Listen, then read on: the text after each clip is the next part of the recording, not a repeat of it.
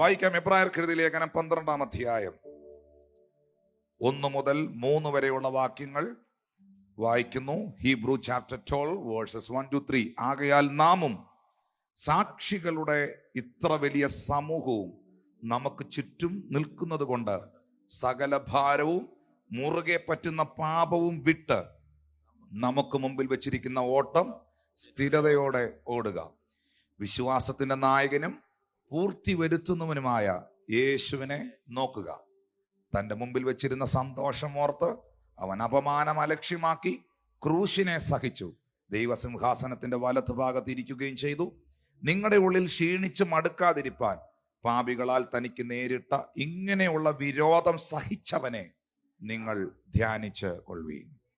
Hebrews chapter 12 verse 1 to 3 is taken for today's meditation. Let's turn our attention to the scripture.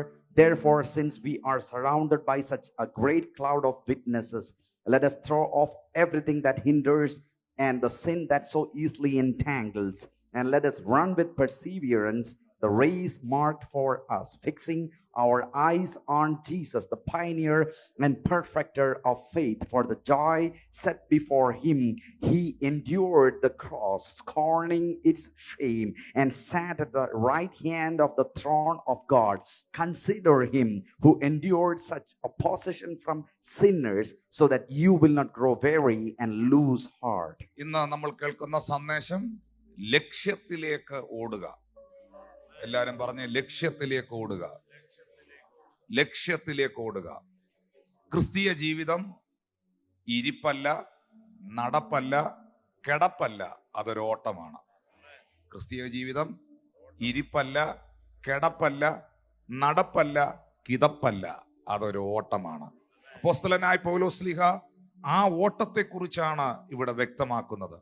ആകയാൽ നാമും സാക്ഷികളുടെ ഇത്ര വലിയൊരു സമൂഹവും നമുക്ക് ചുറ്റും നിൽക്കുന്നത് കൊണ്ട് സകല ഭാരവും മുറുകെ പറ്റുന്ന പാപവും വിട്ട് നമുക്ക് മുമ്പിൽ വെച്ചിരിക്കുന്ന ഓട്ടം സ്ഥിരതയോടെ ഓടുക.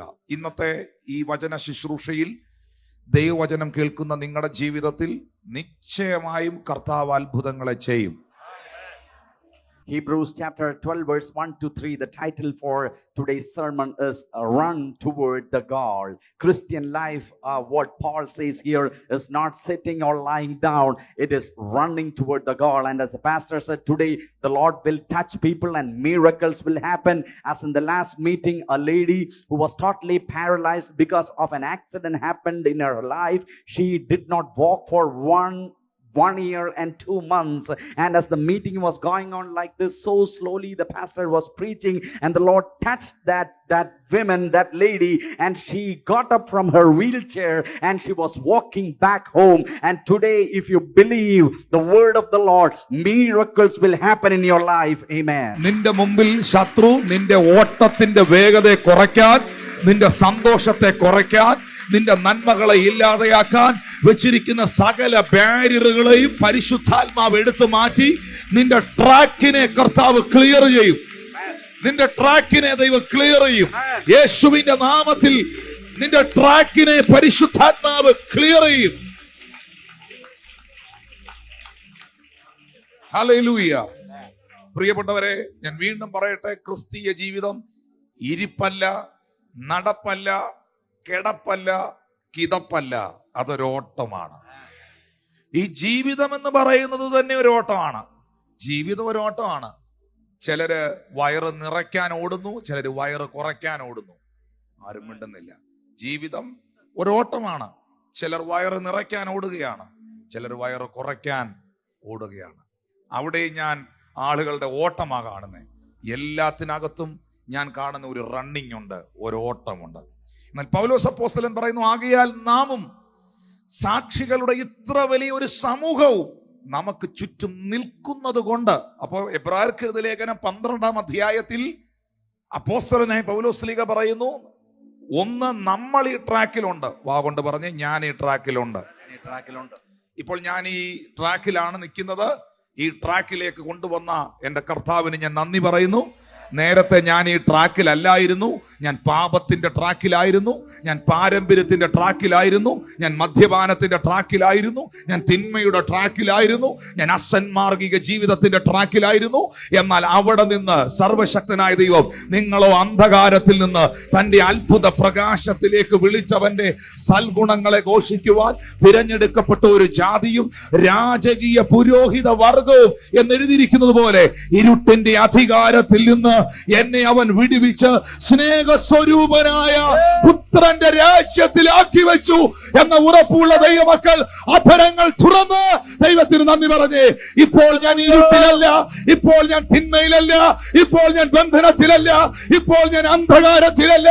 ഇപ്പോൾ എന്റെ കർത്താവ് എന്റെ മുമ്പിൽ വെച്ച വിശ്വാസത്തിന്റെ ട്രാക്കിലാണ്.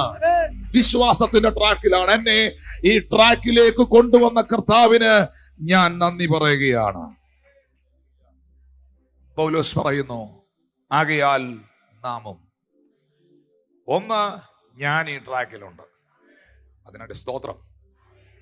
രണ്ട്, എനിക്ക് മുൻപേ ഈ ട്രാക്കിലൂടെ ഓടി ലക്ഷ്യസ്ഥാനത്ത് എത്തിയവരുണ്ട്. അപ്പൊ എനിക്ക് മുൻപേ ഇതേ വിശ്വാസ ജീവിതത്തിന്റെ ട്രാക്കിലൂടെ ഓടി ലക്ഷ്യസ്ഥാനത്തെത്തിയവരുടെ നീണ്ട നിരയാണ് എബ്രായർക്കെഴുതിയ ലേഖനം 11-ാം അധ്യായം എന്ന് പറയുന്നത്.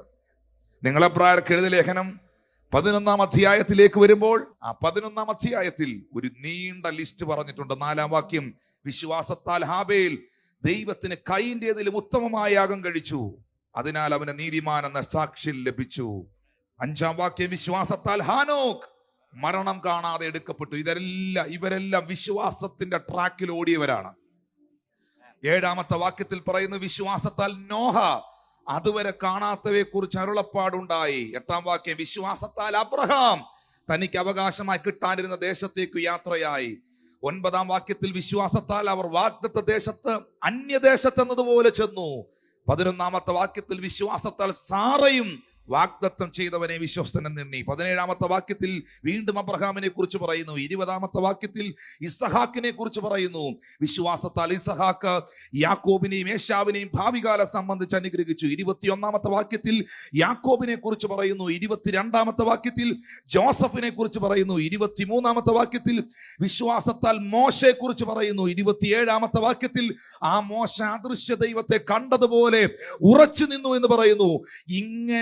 ഇങ്ങനെ വിശ്വാസത്തിന്റെ ട്രാക്കിൽ ഓടിയവർ 33-34 വാക്യങ്ങളിൽ പറയുന്നു, വിശ്വാസത്താൽ അവർ രാജ്യങ്ങളെ അടക്കി, നീതി നടത്തി, വാഗ്ദത്തം പ്രാപിച്ചു, സിംഹങ്ങളുടെ വായ അടച്ചു, തീയുടെ ബലം കെടുത്തി, വാളിന്റെ വായ്ക്ക് തെറ്റി, ബലഹീനതയിൽ ശക്തി പ്രാപിച്ചു, യുദ്ധത്തിൽ വീരന്മാരായി തീർന്നു, അന്യദേവന്മാരുടെ സൈന്യങ്ങളെ ഓടിച്ചു.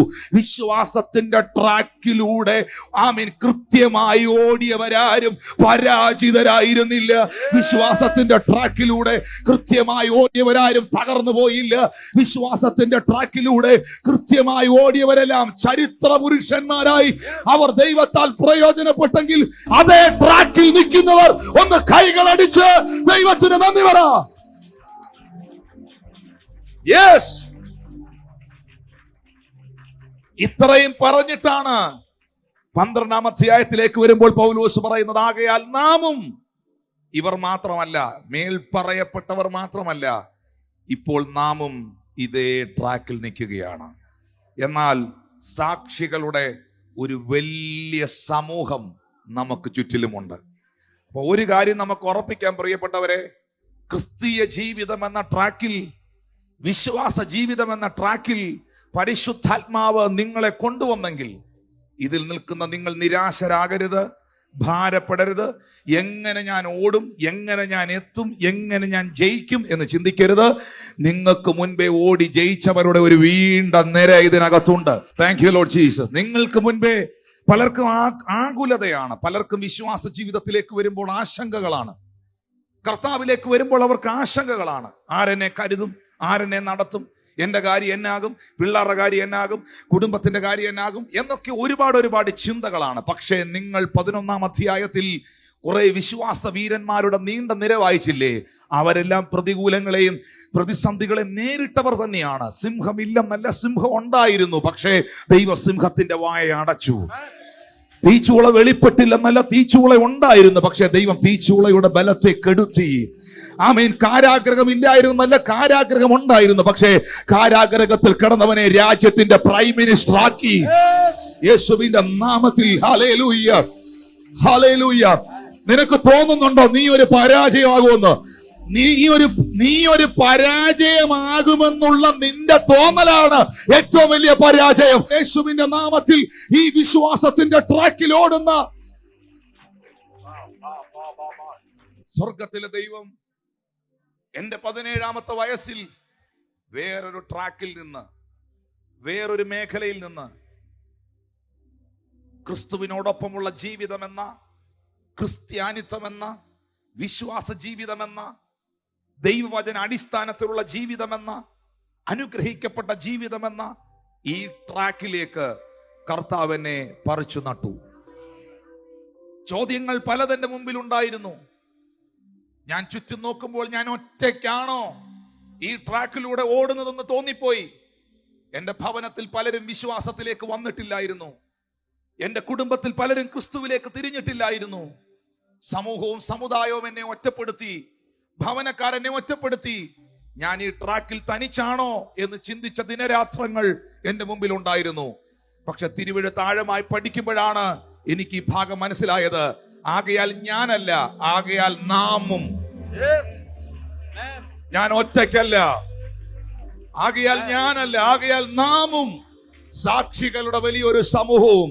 നീ വിശ്വസിച്ചാലും ഇല്ലേലും ഉറപ്പ് പറയാം, ഈ കറുത്ത പുസ്തകം എടുത്ത് ഉയർത്തിയവനെ എല്ലാം ദൈവം ഉയർത്തിയിട്ടുണ്ട്. ഈ ദൈവവചനത്തെ മാനിച്ചവരെ എല്ലാം ദൈവം മാനിച്ചിട്ടുണ്ട്. ഈ ദൈവത്തിന്റെ വചനത്തിന് വേണ്ടി നിന്നവനെ എല്ലാം കർത്താവ് അനുഗ്രഹിച്ചിട്ടുണ്ട്. ദൈവഭാഗത്തേക്ക് യഥാർത്ഥമായി വിശ്വാസത്തിന്റെ ചുവട് വെച്ചവരാരും നിരാശരായിട്ടില്ല.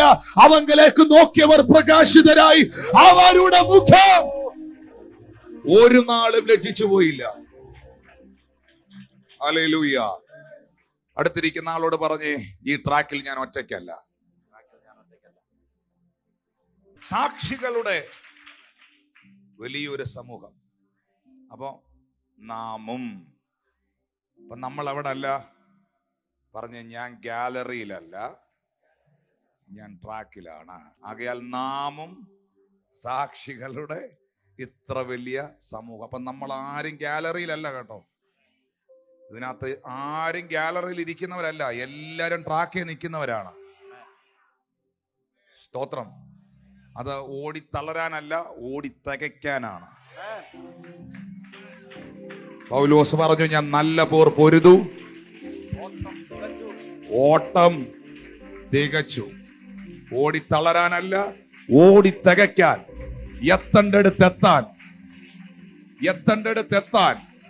വിളിക്കപ്പെട്ടവർക്കായി ഞാൻ ദൈവത്തെ സ്തുതിക്കുന്നു. വാ കൊണ്ട് പറയണം, ഈ ഓട്ടത്തിനൊരു ലക്ഷ്യമുണ്ട്, ഈ ഓട്ടത്തിനൊരു ലക്ഷ്യമുണ്ട്, ഈ ഓട്ടത്തിനൊരു ലക്ഷ്യമുണ്ട്. ഞാൻ ലക്ഷ്യമില്ലാതെ ഓടുകയല്ല, ഞാൻ ആരെയും കണ്ടുകൊണ്ട് ഓടുക. ഇതിനകത്ത് ഭയങ്കര ഒരു ലക്ഷ്യമുണ്ട്, ഇതിനകത്ത് വലിയൊരു പദ്ധതിയുണ്ട്.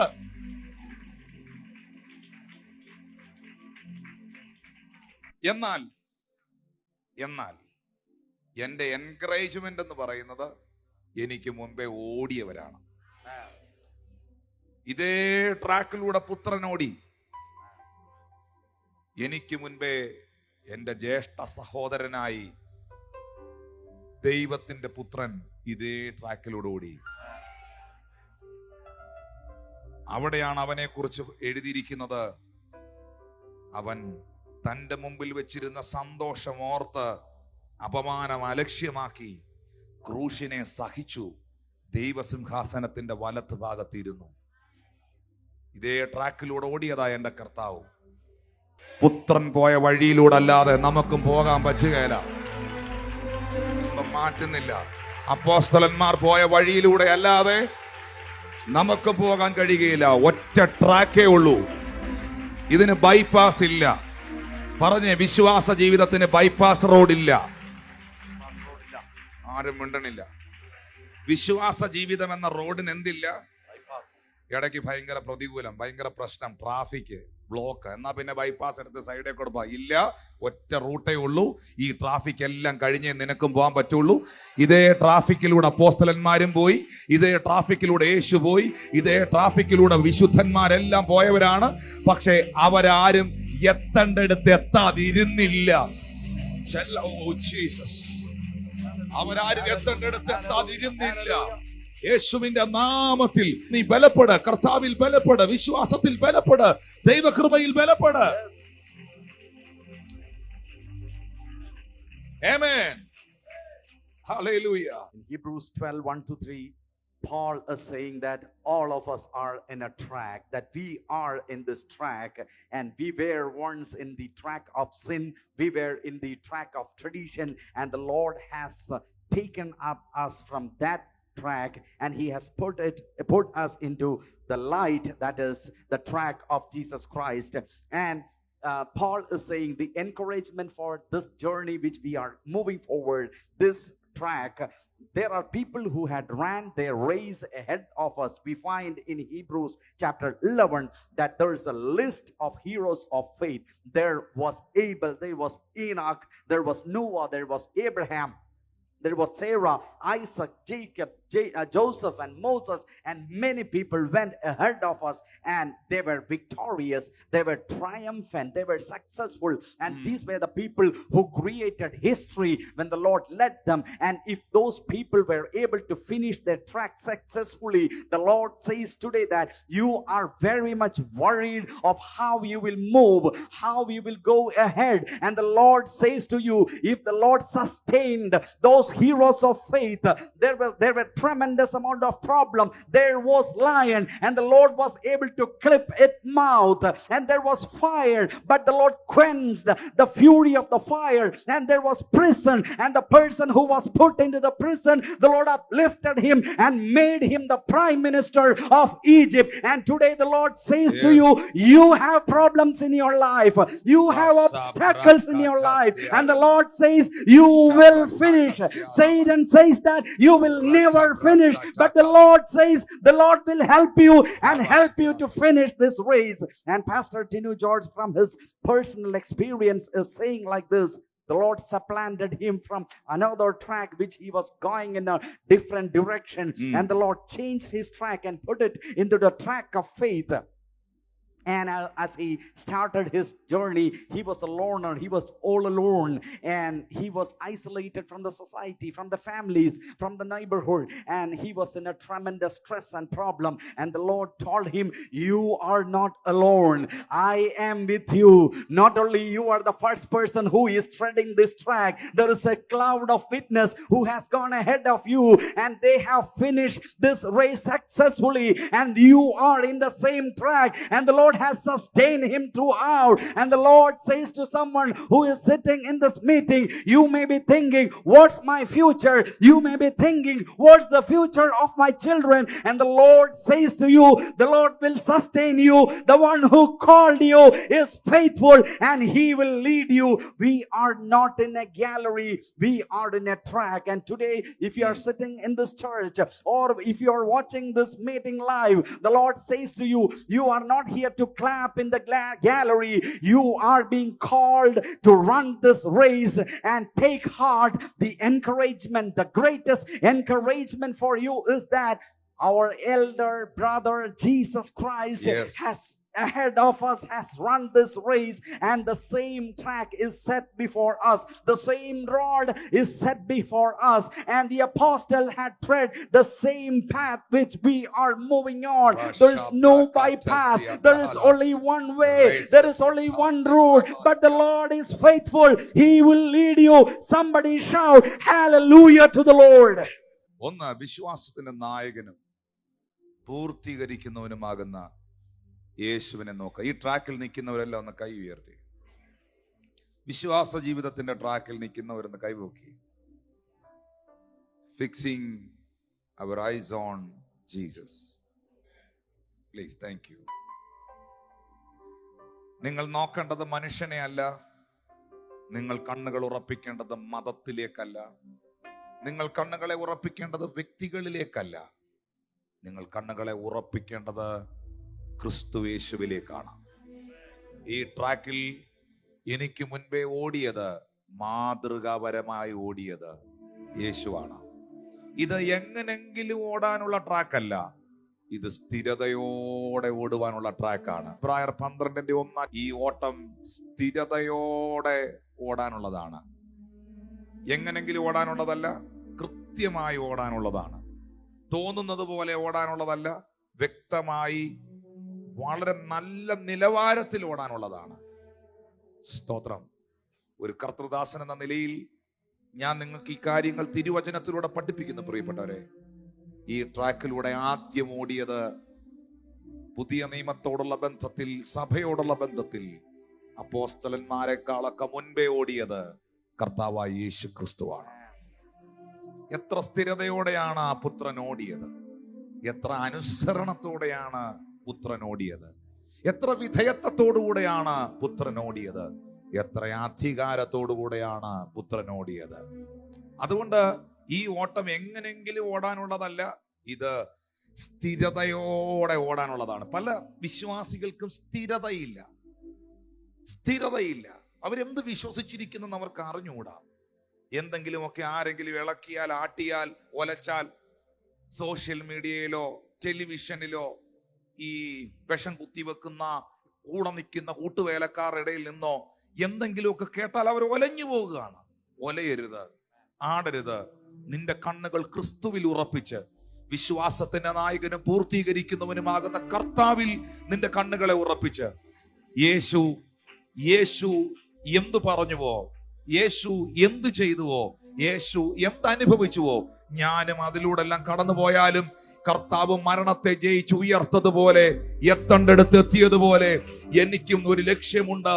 എന്റെ ജീവിതവും ആ നിലവാരത്തിലേക്ക് ഉയരപ്പെടും എന്ന ഉറച്ച ബോധ്യം ഈ ട്രാക്കിൽ നിൽക്കുന്നവർക്ക് ഉണ്ടാകണം. അതുകൊണ്ട് ഒന്ന്, സാക്ഷികളുടെ ഒരു സമൂഹം നമ്മുടെ ചുറ്റുമുണ്ട്. അതിൽ പൗലോസുണ്ട്, അതിൽ യാക്കോബുണ്ട്, അതിൽ യോഹന്നാനുണ്ട്, അതിൽ എനിക്ക് മുൻപേ ഓടിയ വേദപുസ്തകത്തിൽ എഴുതപ്പെടാത്ത അപ്പോസ്തലന്മാരുണ്ട്, അതിൽ വി എ തമ്പിച്ചാനുണ്ട്, അതിൽ നിന്ന് നിത്യതയിൽ വിശ്രമിക്കുന്ന ഒത്തിരി ദൈവദാസന്മാരുണ്ട്, അതിൽ ബില്ലി ഗ്രഹാമുണ്ട്. Hallelujah, hallelujah. എനിക്ക് മുൻപേ ഈ ട്രാക്കിലൂടെ ഓടി എത്തേണ്ടടുത്തെത്തിയ ഒത്തിരി പ്രിയപ്പെട്ടവരുണ്ട്. മലയാളക്കരയിലുണ്ട്, ഇന്ത്യയിലുണ്ട്, ലോകത്തിന്റെ രാജ്യങ്ങളിലെല്ലാം ഉണ്ട്. അവരൊക്കെ നമുക്കൊരു മാതൃകയാണ്. എന്നാൽ പ്രധാനമായും വിശ്വാസ ജീവിതത്തിൽ നിൽക്കുന്നവർ വലഞ്ഞു പോകാതിരിക്കണമെങ്കിൽ നിങ്ങളുടെ കണ്ണുകൾ ക്രിസ്തുവിൽ ഉറപ്പിക്കണം. ഇതിനൊരു അടിസ്ഥാനമുണ്ട്. ഇളക്കാൻ നോക്കിയാൽ നീ ഇളകാതിരിക്കണമെങ്കിൽ നീ ആരുടെ പുറകെയാ ഓടുന്നതെന്നൊരു ഉറപ്പ് വേണം. നിന്റെ കണ്ണ് നീ എവിടെയാ ഉറപ്പിച്ചിരിക്കുന്നതെന്നൊരു ഉറപ്പ് വേണം. ഏതൊക്കെ വ്യക്തികൾ നിനക്ക് വിരോധമായി വന്നാലും അത് നിങ്ങളുടെ കുഞ്ഞുങ്ങളെ പഠിപ്പിക്കണം. ക്രിസ്തീയ ജീവിതത്തിന്റെ ആ ഫൗണ്ടേഷനിൽ, ആ അടിസ്ഥാനത്തിൽ, ആ ക്രിസ്തുവിന്റെ സ്നേഹത്തിൽ അവർ ഉറച്ചു നിൽക്കണം. എന്തെല്ലാം സംഗതികൾ എഴുന്നേറ്റ് വന്നാലും, എന്തെല്ലാം ലവ് ജിഹാദ് വന്നാലും, എന്തെല്ലാം പ്രതിസന്ധികൾ വന്നാലും, ആരൊക്കെ നിന്നെ തിരിക്കാൻ നോക്കിയാലും, എന്തെല്ലാം ട്രാപ്പുകൾ വന്നാലും, നിന്റെ ഓട്ടം നീ സ്ഥിരതയോടെ ഓടും. നിന്റെ ഓട്ടം നീ സ്ഥിരതയോടെ ഓടും. കാരണം നീ കണ്ണുകൾ ഉറപ്പിച്ചത് സംഘടനയിലല്ല, മതത്തിലല്ല, വ്യക്തികളിലല്ല, വിശ്വാസത്തിന്റെ നായകനും പൂർത്തീകരിക്കുന്നവനുമാകുന്ന യേശുവിലാണ്. ഹല്ലേലൂയ. ചില ആൾക്കാർ പറയത്തില്ലേ, എന്റെ പുറകെ വാ ചേട്ടാ, ഞാൻ കാണിച്ചു തരാം വീട്. ഞങ്ങളൊക്കെ ചില സ്ഥലത്ത് വീട് പോകുമ്പോൾ ഞങ്ങൾക്ക് വഴി അറിഞ്ഞുകൂടാ. വഴി അറിയാതെ പോകുമ്പം വീടിന്റെ ഗേറ്റിന്റെ വാതിലിൽ നിൽക്കുന്ന ചേട്ടനോട് ചോദിക്കും, ചേട്ടാ ഇന്ന ആളുടെ വീട് എവിടാന്നറിയോ? പുള്ളിക്ക് അവിടെ നിന്ന് പറഞ്ഞു തന്നാൽ മതി. എന്നാൽ പുള്ളി പറയും, വാ എൻ്റെ കൂടെ വാ, ഞാൻ കാണിച്ചു തരാം എന്ന് പറയാം. അപ്പം നമ്മൾ ഈ പുള്ളിയുടെ കൂടെ പോകും. വഴി അറിയാവുന്നവൻ്റെ പുറകെ പോയാൽ ഒറ്റ വഴിയെ പോയാൽ മതി. വഴി അറിയാത്തവൻ്റെ വഴി പുറകെ പോയാൽ നീ ഒരു വഴിയാവും. ആരും മിണ്ടുന്നില്ല. കൃത്യമായ വഴി അറിയാവുന്നവൻ്റെ പുറകെ പോയാൽ ഒറ്റ വഴി കൂടെ പോയാൽ മതി. അല്ലെ പല വഴി കൂടെ പോകേണ്ടി വരും.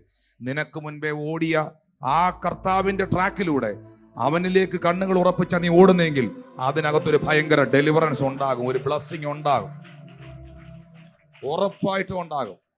വിശ്വാസത്തിന്റെ നായകനും പൂർത്തീകരിക്കുന്നവനുമാകുന്ന യേശുവിനെ നോക്കി നമ്മുടെ ഓട്ടം സ്ഥിരതയോടെ ഓടുക. ഇവിടെ ഓടുന്നവരുടെ ശ്രദ്ധയ്ക്ക്, യാത്രക്കാരുടെ ശ്രദ്ധയ്ക്ക് എന്ന് പറയത്തില്ലേ എന്നതുപോലെ ഓടുന്നവരുടെ ശ്രദ്ധയ്ക്ക് രണ്ട് കാര്യങ്ങൾ അപ്പോസ്തലൻ എടുത്തു പറയുന്നു. രണ്ട് കാര്യങ്ങൾ ഈ യാത്രയിൽ പാടില്ല, ഈ ഓട്ടത്തിൽ പാടില്ല. ഈ രണ്ട് കാര്യം ഉള്ളവന് ഓടാൻ പറ്റുകയില്ല. ഒന്ന്, സകല ഭാരവും. രണ്ട്, മുറുകെ പറ്റുന്ന പാപം. ഈ രണ്ട് കാര്യങ്ങൾ തോളെ കിടപ്പുണ്ടെങ്കിൽ ഓടാൻ പറ്റുകയില്ല, ലക്ഷ്യസ്ഥാനത്തെത്തുകയില്ല. അതിൽ ഒന്നാമത്തെയാണ് സകല ഭാരവും എന്ന് പറഞ്ഞേ. ഭാരം പറഞ്ഞപ്പോ തന്നെ എന്നാ ഭാരം ഓർത്തു നോക്കി. സകല ഭാരവും. ഈ ഭാരവും വെച്ചോണ്ട് ഓടാനൊക്കുകയില്ല. മാനുഷികമായിട്ടൊന്ന് നോക്കിയേ. ഓട്ടക്കളത്തിൽ നിൽക്കുന്ന, ട്രാക്കിൽ നിൽക്കുന്ന, നേരത്തെ മുൻകാലങ്ങളിൽ ഭാരതത്തിന് വേണ്ടി ഓടിയ PT ഉഷ ഓടിയതൊന്ന് നോക്കിയേ. അല്ലെങ്കിൽ ഓടുന്ന ആൾ ട്രാക്കിൽ നിൽക്കുന്നതൊന്ന് നോക്കിയേ. മുതുകത്തൊരു ബാഗും ഒക്കെ ഇട്ട്, ജീൻസും ഒക്കെ ഇട്ട്, ഷൂസും ഒക്കെ ഇട്ട്, കോട്ടും ഒക്കെ ഇട്ടാണ് അവർ ഓടുന്നേ. അല്ല, ആ ഓടുന്ന ആളുകൾ വളരെ ലൈറ്റായിട്ടുള്ള നേർത്ത വസ്ത്രങ്ങളാണ് ഓടുന്നവർ ധരിക്കുന്നത്. അത്ര പോലും വെയിറ്റ് കയറാൻ പാടില്ല, അത് അവർ ഓട്ടത്തെ തടയും. മനസ്സിലാവുന്നുണ്ടോ? അപ്പോ ഭാരവുമായിട്ട് ഓടാൻ പറ്റുകയില്ല. എന്നൊക്കെ ഭാരമായിട്ടാ ഇന്നിവിടെ വന്നിരിക്കുന്നറിയോ? കടഭാരം. ഈ സത്യത്തിൽ കടമല്ല പ്രശ്നം. ഈ കടം, സാമ്പത്തിക ബുദ്ധിമുട്ട് വരുന്ന സമയത്ത് നമുക്കൊരു ഭാരം വരും. ആ ഭാരമാണ് ഏറ്റവും വലിയ പ്രശ്നം. ഇതെങ്ങനെ വീട്ടും, ഇതെങ്ങനെ കൊടുക്കും, ഈ ലോൺ ഞാൻ എങ്ങനെ അടയ്ക്കും. ഞാൻ ഇങ്ങനെ സ്നേഹത്തോടെ നിങ്ങളോട് പറയട്ടെ, ആ കടം വന്നതിനോടുള്ള ബന്ധത്തിൽ വന്ന ആ ഭാരം കർത്താവിന്റെ കയ്യിലോട്ട് അങ്ങ് കൊടുക്കാമെങ്കിൽ കൂട്ടത്തിൽ കടവും അങ്ങ് മാറും. ആർക്കും മനസ്സിലായില്ല? നിന്റെ സകല ഭാരവും എൻ്റെ മേൽ ഇട്ടുകൊള്ളുക, എന്നാൽ ഞാൻ അതിനെ ചുമന്നുകൊള്ളാമെന്നാ കർത്താവ് പറഞ്ഞേ. പ്രിയപ്പെട്ടവരെ, നിങ്ങൾ ഈ ലഗേജുമായിട്ടിരുന്നാൽ കടത്തിന്റെ ഭാരം, കുഞ്ഞുങ്ങളെക്കുറിച്ചുള്ള ഭാരം, മക്കളെക്കുറിച്ചുള്ള ഭാരം, സാമ്പത്തിക ഭാരം, ശുശ്രൂഷയെക്കുറിച്ചുള്ള ഭാരം, പല പല ഹെവിനെസ്സുമായി, ടെൻഷനുമായിട്ടിരുന്നാൽ നിങ്ങൾക്ക് ചൊവ്വേ ഓടാൻ പറ്റുകയില്ല. നിങ്ങൾക്ക് ഒരിക്കലും ഒരു കാര്യം, ഒരു നന്മകൾ എൻജോയ് ചെയ്യാൻ പറ്റുകയില്ല. സർവശക്തനാകുന്ന ദൈവം നമ്മുടെ ജീവിതത്തിൽ വെച്ചിരിക്കുന്ന നമ്മുടെ ലൈഫ്, നമ്മുടെ ജീവിതം എന്ന് പറയുന്നത് നമ്മൾ സന്തോഷിക്കാനുള്ളതാണ്, എൻജോയ് ചെയ്യാനുള്ളതാണ്. കർത്താവിന്റെ സന്നദ്ധിയിൽ സന്തോഷത്തിന്റെ പരിപൂർണതയുണ്ടെന്നാണ്. ഹല്ലേലൂയ. ഇത് യഹോവ ഉണ്ടാക്കിയ ദിവസം ഇന്ന് നാം സന്തോഷിച്ച് ആനന്ദിക്കുക എന്നാണ് കർത്താവിന്റെ വചനത്തിൽ എഴുതിയിരിക്കുന്നത്. പക്ഷേ പലർക്കും സന്തോഷിക്കാൻ പറ്റുന്നില്ല. എന്താ നമ്മുടെ ജീവിതത്തിൽ നമുക്ക് ആ ഒരു സന്തോഷം അനുഭവിക്കാൻ പറ്റും? ഈ ഭാര ലഗേജ് എല്ലാം അങ്ങ് മേളിലിട്ടാൽ ബാക്കിയെല്ലാം നിനക്ക് അനുഭവിക്കാം. ഒന്ന് കൈയടിച്ച് കർത്താവിന് നന്ദി പറഞ്ഞ് സന്തോഷം അനുഭവിക്കാം, സമാധാനം അനുഭവിക്കാം, വിടുതൽ അനുഭവിക്കാം. ഓ, യേശുവിന്റെ നാമത്തിൽ എല്ലാ ഭാരങ്ങളും, എല്ലാ നെഗറ്റീവ് ചിന്തകളും, ഇന്നലെ കണ്ടത്, കഴിഞ്ഞ ആഴ്ചകളിൽ കണ്ടത്, ഈ ദിവസങ്ങളിൽ ജീവിതത്തിൽ അനുഭവിച്ചുകൊണ്ടിരിക്കുന്നതായ എല്ലാ മനോഭാരങ്ങളും, വേദനകളും, ആകുലതകളും യേശുവിന്റെ നാമത്തിൽ ഇവരെ വിട്ടുപോട്.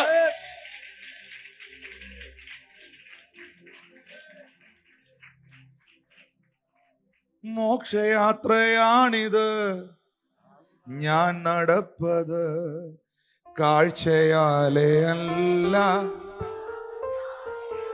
ഓ, മോക്ഷയാത്രയാണിത് ഞാൻ നടപ്പത്, കാഴ്ചയാലേ അല്ല, വിശ്വാസത്താലയാ.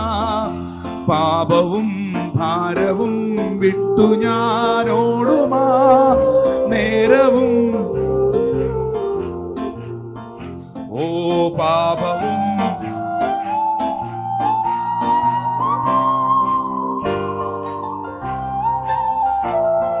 സാക്ഷികൾ സമൂഹം എന്റെ ചുറ്റിലും നിൽക്കുന്നായിരങ്ങൾ ആകയാലെ നാം.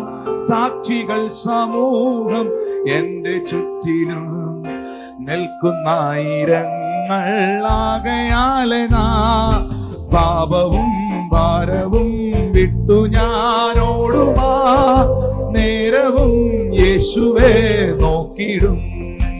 പാപവും ഭാരവും വിട്ടു ഞാനോടും. ഓ സിയോൻ സഞ്ചാരി ഞാൻ, യേശുവിൽ ചാരി ഞാൻ, പുരുഷന്റെ പാതയിൽ.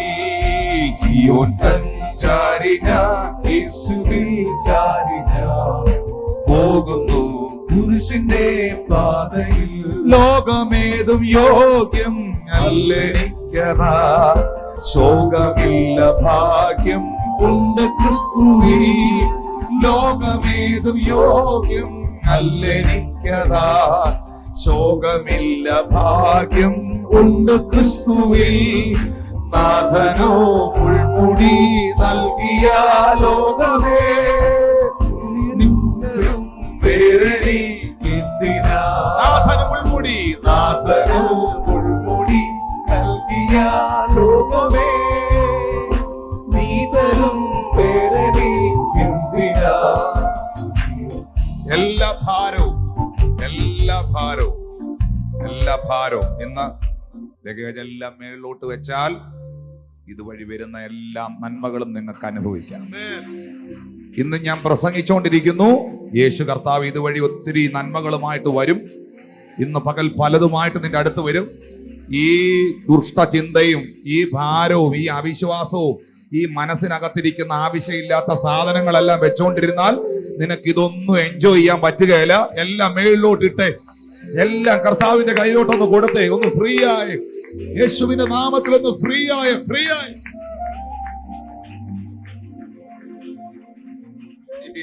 കേട്ടോ ജോയ് സാറേ, എപ്പോഴായാലും ഇവരുടെ കയ്യിൽ എന്തെങ്കിലുമൊക്കെ ഒരു ഭാരം കാണും, നേരത്തെ വസ്ത്രമില്ലാത്ത ഭാരം. എങ്ങനെയാ പിള്ളേർക്ക് നാളെ ടിഫിൻ കൊടുക്കുന്ന? കർത്താവെ ഒന്നും ഇരിപ്പില്ലല്ലോ, മാവിരിപ്പില്ല, പൊടിയിരിപ്പില്ല, നൂഡിൽസ് ഇരിപ്പില്ല, എന്നാ ചെയ്യുന്നേ? അതിൻ്റെ ഭാരം. എന്നാൽ കർത്താവിനേക്ക് വന്നു, ദൈവത്തെ അറിഞ്ഞു, പ്രാർത്ഥിച്ചു, ഇന്ന് കർത്താവ് അങ്ങോട്ട് അനുഗ്രഹിച്ചു. പക്ഷെ ഇപ്പോഴും ഭാരമാണ്. എന്നാ ഭാരം എന്നറിയോ? അലമാരി തുറക്കുമ്പോൾ ഏത് ഉടുപ്പാ ഇടണ്ടി ഭാരം, ഏത് സാരിയാ ഉടുക്കണ്ടി ഭാരം. മാവിരിപ്പുണ്ട്, പൊടിയിരിപ്പുണ്ട്, നൂഡിൽസ് ഇരിപ്പുണ്ട്, ഉപ്പുമാവിന്റെ സാധനം ഇരിപ്പുണ്ട്. നാളെ രാവിലെ എന്നതാ ഉണ്ടാക്കണ്ടിയ ഭാരം. Praise Lord. അന്നേരവും ഭാരം, ഇപ്പോഴും ഭാരം. Praise God, hallelujah. നേരത്തെ വണ്ടിക്കൂലി, ബസ്സിന് എങ്ങനെ പൈസ കൊടുത്ത് എങ്ങനെ പൈസ കിട്ടും? ഒന്ന് വണ്ടിക്കൂലി, അവിടം വരെ ഒരു യോഗത്തിന് പോകാൻ, അതിന്റെ ഭാരമായിരുന്നു. ഇപ്പോഴത്തെ ഭാരം അതല്ല, അടുത്ത മോഡൽ വണ്ടി എങ്ങനെ മേടിക്കും, അതിന്റെ ഭാരമായിട്ട്. എങ്ങനെ ആയാലും ഒരു ഭാരം കയ്യിലുണ്ട്. എല്ലാ ഭാരവും കർത്താവിന്റെ കയ്യിലോട്ടൊന്ന് കൊടുത്തേ, എല്ലാ ഭാരവും കർത്താവിന്റെ കയ്യിലോട്ടൊന്ന് കൊടുത്തേ. പറഞ്ഞേ, ഈ ഭാരമായിട്ട് ഓടാൻ പറ്റുകയില്ലെന്ന് പറഞ്ഞേ. ഈ ഭാരമായിട്ട് ഓടാൻ പറ്റുകയില്ല. ഇന്നത് ഫ്രീ ആയേ പറ്റത്തുള്ളൂ. ഇന്നൊന്ന് ഫ്രീ ആയേ പറ്റത്തുള്ളൂ. ചേർന്ന് കർത്താവിനൊന്ന് സ്തോത്രം ചെയ്തേ. ഇതിന് ഒന്നാമത് ചെയ്യേണ്ട കാര്യം എന്നാണെന്നറിയാമോ? ഒന്നാമത് ചെയ്യേണ്ട ഒരു കാര്യമുണ്ട്. അതാ ഫിലിപ്പിയർക്ക് എഴുതിയ ലേഖനം 3-ാം അധ്യായം 14-ാമത്തെ വാക്യം. ഫിലിപ്പിയർ 3:14. ഒന്ന് ഞാൻ ചെയ്യുന്നു, പിൻപിലുള്ളത് മറന്ന് മുൻപിലുള്ളത് ആഞ്ഞുകൊണ്ട് ക്രിസ്തുവേശുവിന്റെ പരമവിളിയുടെ വിരുദിനായി ലക്ഷ്യത്തിലേക്ക് ഞാൻ ഓടുന്നു. ഒന്ന് ഞാൻ ചെയ്യുന്നു. ഇത് പാസ്റ്റർ ചെയ്തു തരികയില്ല, ഇത് യേശുവും ചെയ്തു തരികയില്ല, ഇത് ദൂതന്മാരും ചെയ്തു തരികയില്ല, ഇത് പ്രവാചകനും ചെയ്തു തരികയില്ല. ഇത് ഞാൻ തന്നെ ചെയ്യണം. മിണ്ടുന്നില്ല. എന്നാ ഞാൻ ചെയ്യേണ്ടിയേ? ഈ പഴയ കാര്യങ്ങളൊക്കെ ഒന്ന് മറക്കാൻ പറ്റണം. ഇങ്ങനെ പഴയ കാര്യങ്ങൾ പിശാചിന്റെ ഏറ്റവും വലിയ തന്ത്രമാണ്. പ്രാർത്ഥിക്കാനിരിക്കുമ്പം നീ പണ്ടങ്ങനെ ചെയ്തില്ലയോ, നിന്റെ കഴിഞ്ഞ കാലം എനിക്കറിയാം, നിന്റെ പാസ്റ്റ് എനിക്കറിയാം, നീ ആളത്ര ശരിയല്ലായിരുന്നു, നീ ഇന്ന തെറ്റുകൾ ചെയ്തിട്ടുണ്ട്, നീ ഇന്ന വഴിക്ക് പോയിട്ടുണ്ട്. എന്നിട്ട് ഇതെല്ലാം സ്ക്രീനെ കാണിക്കുന്ന പോലെ നിങ്ങളുടെ മൈൻഡിലേക്ക്, നിങ്ങളുടെ മനസ്സിലേക്ക് കൊണ്ടുവരുന്നു. നീ പണ്ടങ്ങനെ ചെയ്തില്ലേ, പണ്ടിങ്ങനെ പറഞ്ഞില്ല. എല്ലാം പാസ്റ്റായിട്ടുള്ള പഴയ കാര്യങ്ങൾ മുന്നിലേക്ക് കൊണ്ടുവന്നിട്ട് നമ്മുടെ ഓട്ടത്തിന്റെ വേഗതയെ കുറയ്ക്കുകയാണ്. ഞാൻ അതിനൊരു ഉദാഹരണം പറയട്ടെ. യോഹന്നാന്റെ സുവിശേഷം 20-ാം അധ്യായത്തിൽ വരുമ്പോൾ, എടുക്കണ്ട, നിങ്ങൾക്ക് മനസ്സിലാവും ഞാൻ ഈ പറഞ്ഞാൽ. യേശു കർത്താവ് ഉയർത്തെഴുന്നേറ്റു എന്ന വിവരം മഗ്ദലക്കാരത്തിയായ മറിയം ശിഷ്യന്മാരിരുന്ന സ്ഥലത്ത് വന്ന് യഹൂദന്മാരെ പേടിച്ച് വാതിലടച്ചിരുന്നിടത്ത് വന്ന് മുട്ടിയേച്ചു. അവൾ പരസ്യമായി പറഞ്ഞു, കർത്താവ് ഉയർത്തിട്ടുണ്ടെന്ന്. 3-ാമത്തെ വാക്യത്തിൽ പറയുന്നുണ്ട്, ഇത് കേട്ടിട്ട് പത്രോസും മറ്റേ ശിഷ്യനും പുറപ്പെട്ട് കല്ലറയ്ക്കൽ ചെന്നു. 4-ാമത്തെ വാക്യം പറയുന്നു, ഇരുവരും ഒന്നിച്ച് ഓടി. നമ്മുടെ സന്ദേശം ഇന്ന് ലക്ഷ്യത്തിലേക്ക് ഓടുക എന്നുള്ളതാണ്. ഇരുവരും ഒന്നിച്ചോടി. മറ്റേ ശിഷ്യൻ പത്രോസിനേക്കാൾ വേഗത്തിലോടി, യോഹന്നാൻ പത്രോസിനേക്കാൾ വേഗത്തിലോടി കല്ലറയ്ക്കൽ ചെന്നു. എന്താണ് ഇവിടെ സംഭവിച്ചത്? വാർത്ത കേട്ടത് ഒന്നിച്ചാണ്. മഗ്ദലക്കാരത്തി മറിയം യേശു ഉയർത്തെഴുന്നേറ്റു എന്ന വാർത്ത വന്ന് പറഞ്ഞത് പരസ്യമായിട്ടാണ്. ഇത് കേട്ടേച്ച് വേദപുസ്തകം വ്യക്തമായി പറയുന്നുണ്ട്, so they ran both together. അവരൊന്നിച്ചാണ് ഓടിയത്. റെഡി 1 2 3 എന്ന് പറഞ്ഞ് ഓടുന്നത് പോലെ അവരൊന്നിച്ചാണ് ഓടിയത്. സത്യത്തിൽ എല്ലാ ഓട്ടത്തിലും ആരാ മുൻപിൽ? പത്രോസല്ലേ മുൻപിൽ? ആണോ? ഏത് കാര്യം എടുത്തു നോക്കിയാലും എല്ലാത്തിലും എടുത്ത് ചാടുന്ന ആരാ? പത്രോസാ. ഇവിടെ ഇരിപ്പുണ്ട്. Praise the Lord. പുള്ളിയാ എല്ലാത്തിലും ആദ്യം എടുത്ത് ചാടുന്നേ. ഇവിടെ ആദ്യം ഓടി എത്തേണ്ടത് പത്രോസാ. ശരിക്കും പറഞ്ഞാൽ മുന്നിൽ എത്തേണ്ടത് പത്രോസാ. സ്വഭാവം വെച്ചിട്ടും ചരിത്രം വെച്ചിട്ടും ജീവിതം വെച്ചിട്ടും. പക്ഷേ പത്രോസ് പുറകിലായി പോയി. പത്രോസിന് അങ്ങോട്ടൊരു വേഗത കിട്ടുന്നില്ല. എക്സൈറ്റ്മെന്റ് ഉണ്ട്, പക്ഷേ യോഹന്നാന്റെ റേഞ്ചിൽ ഓടാൻ പറ്റുന്നില്ല.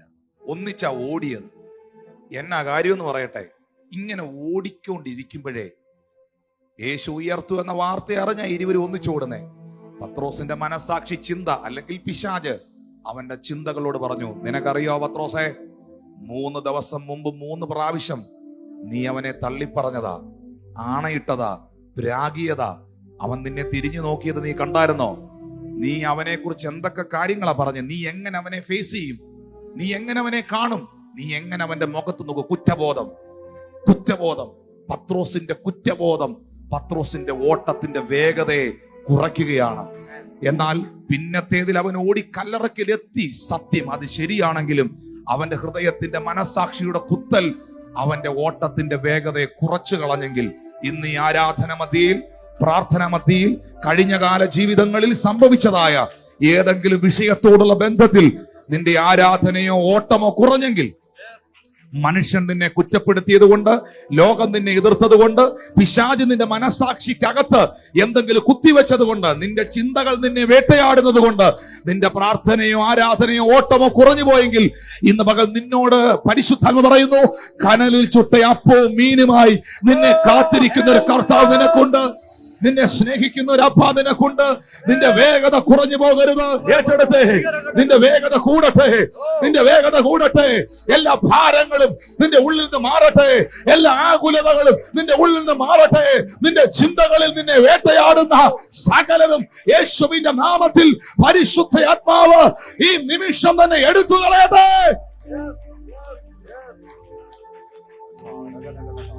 This is a race which we are running by fixing our eyes on Jesus, because he was the one who ran ahead of us. He was submissive, he persevered, he was obedient, and he ran with authority, and he ran steadily. And the Lord says today, you will finish this race, because if you fix your eyes on Jesus, he is the author and the perfecter of our faith.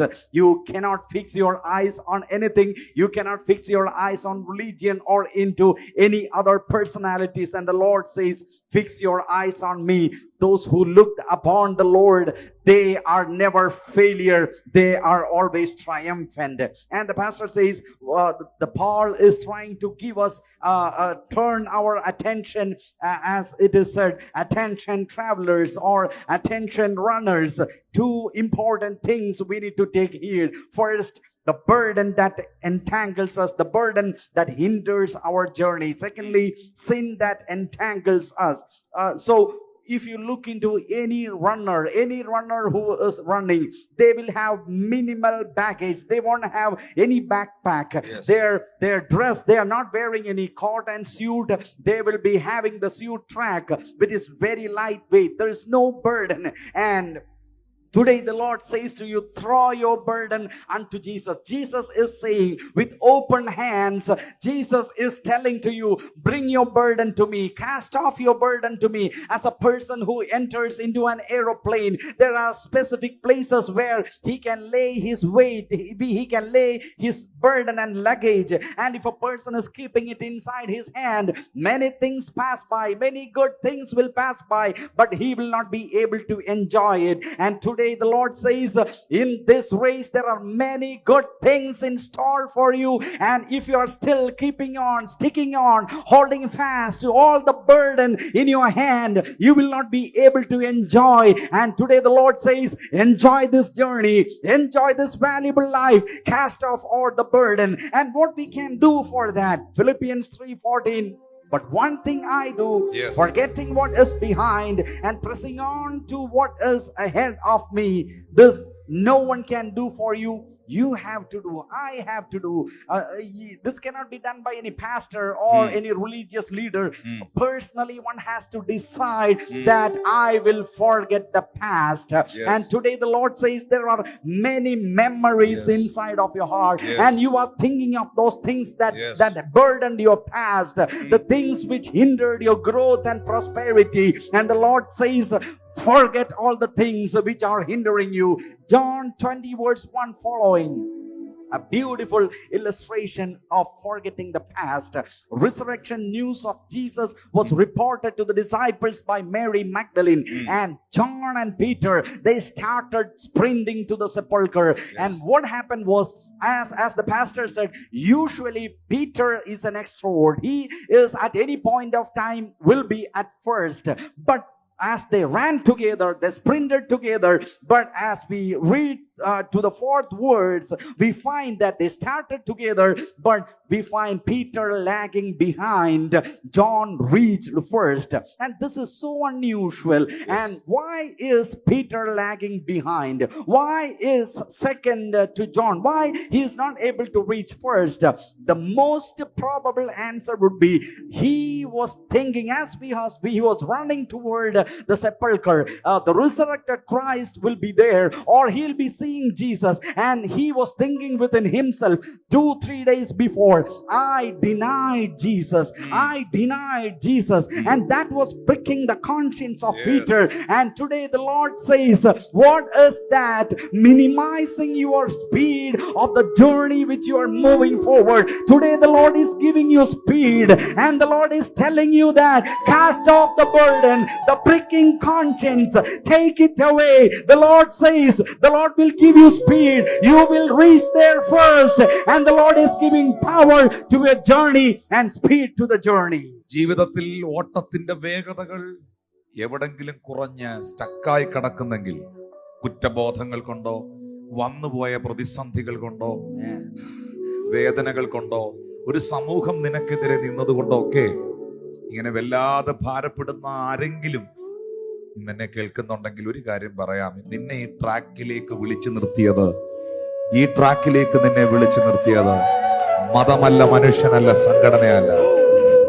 Almighty God, mighty God, mighty God. Yes, yes, Lord. നിന്നെ വിളിച്ചവൻ ഉണ്മയുള്ളോ, കണ്ണിൻ മണി പോലെ കാത്തിടുമേ,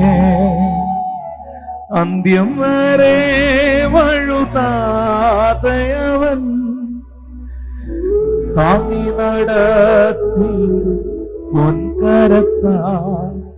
നിന്നെ വിളിച്ചവൻ ഉണ്മയുള്ളോ, കണ്ണിൻ മണി പോലെ കാത്തിടുമേ, അന്ത്യം വരെ വഴുതാതയവൻ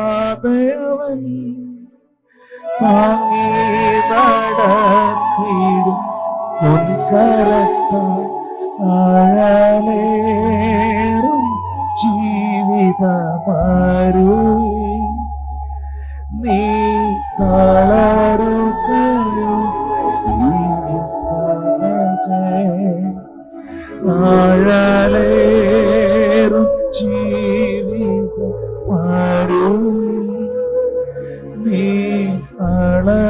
കാണുകയോ ഇനി സഹജം. ചേലോടു തന്ത്രങ്ങൾ ഓടിടുവാ ചാരന്മാരുണ്ടധികം സഹജേ. ചുടുചോര ചിന്തേണ്ടി വന്നിടിയും ചായല്ലേ ലോകത്താമുകളിൽ അഴലേറും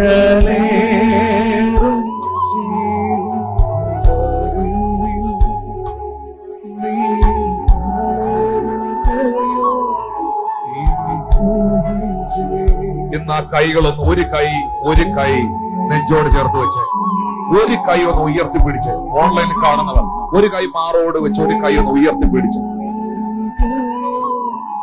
എന്നിട്ട് എന്റെ കൂടെ വിശ്വാസത്താൽ എന്ന് പാടിയേ. എന്നെ വിളിച്ചവനുള്ളോ കണ്ണിന്മണി പോയി കാത്തി. ഒരിക്കൽ കൂടെ എന്നെ വിളിച്ചവൻ, എന്നെ വിളിച്ചവനുള്ളോ കണ്ണിന്മണി പോലെ കാത്തിടുമേ. അന്ത്യം വരെ വഴുതാതെയോ താങ്ങി നട അന്ത്യം വരെ അന്ത്യം വരെ വഴുതാതെയോ താങ്ങി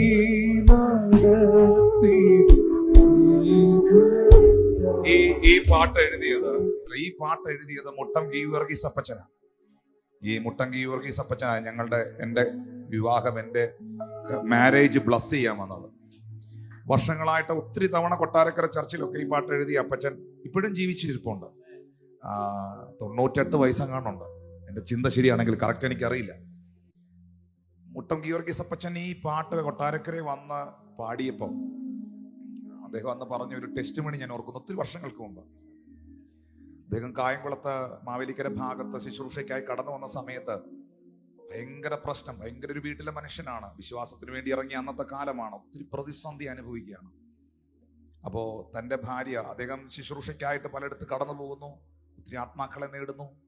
അന്ന് സുവിശേഷകരെയൊക്കെ കല്ല് പറക്കി എറിയുന്ന സമയമാണ്, അന്ന് ശുശ്രൂഷകരെയൊക്കെ ഓടിക്കുന്ന കാലമാണ്.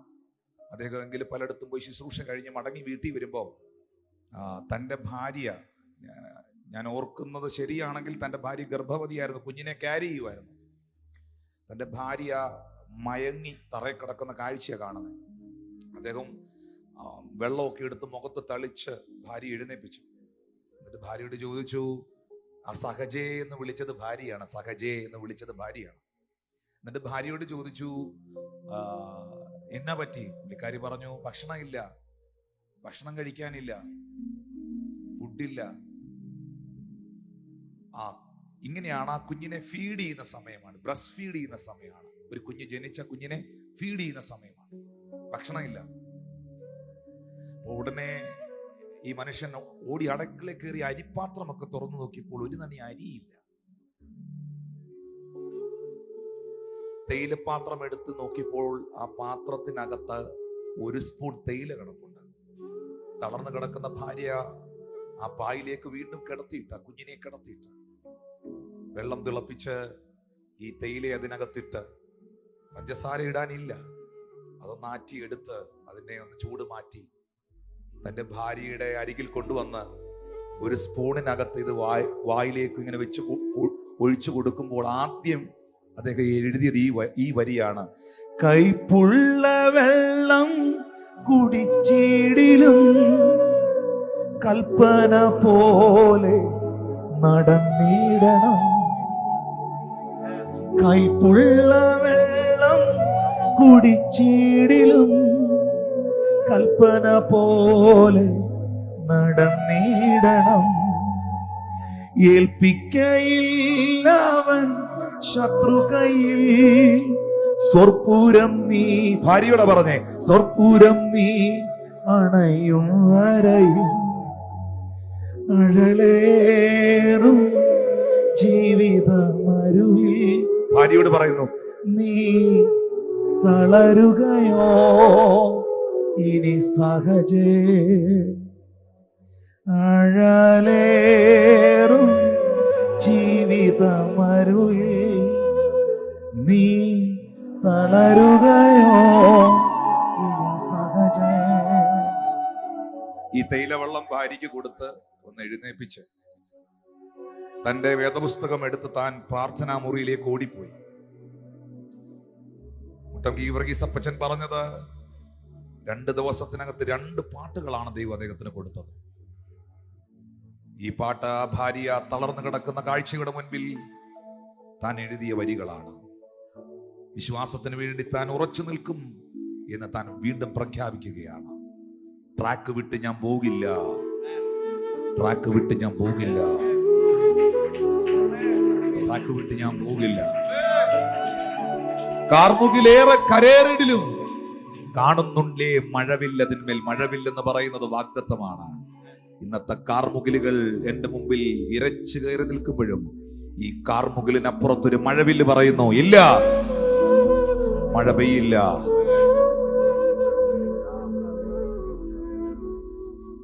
പ്രാർത്ഥനാ മുറിയിൽ അദ്ദേഹം കയറിപ്പോയിരുന്നു, പ്രാർത്ഥിച്ചു, ദൈവത്തോട് പ്രാർത്ഥിച്ചു.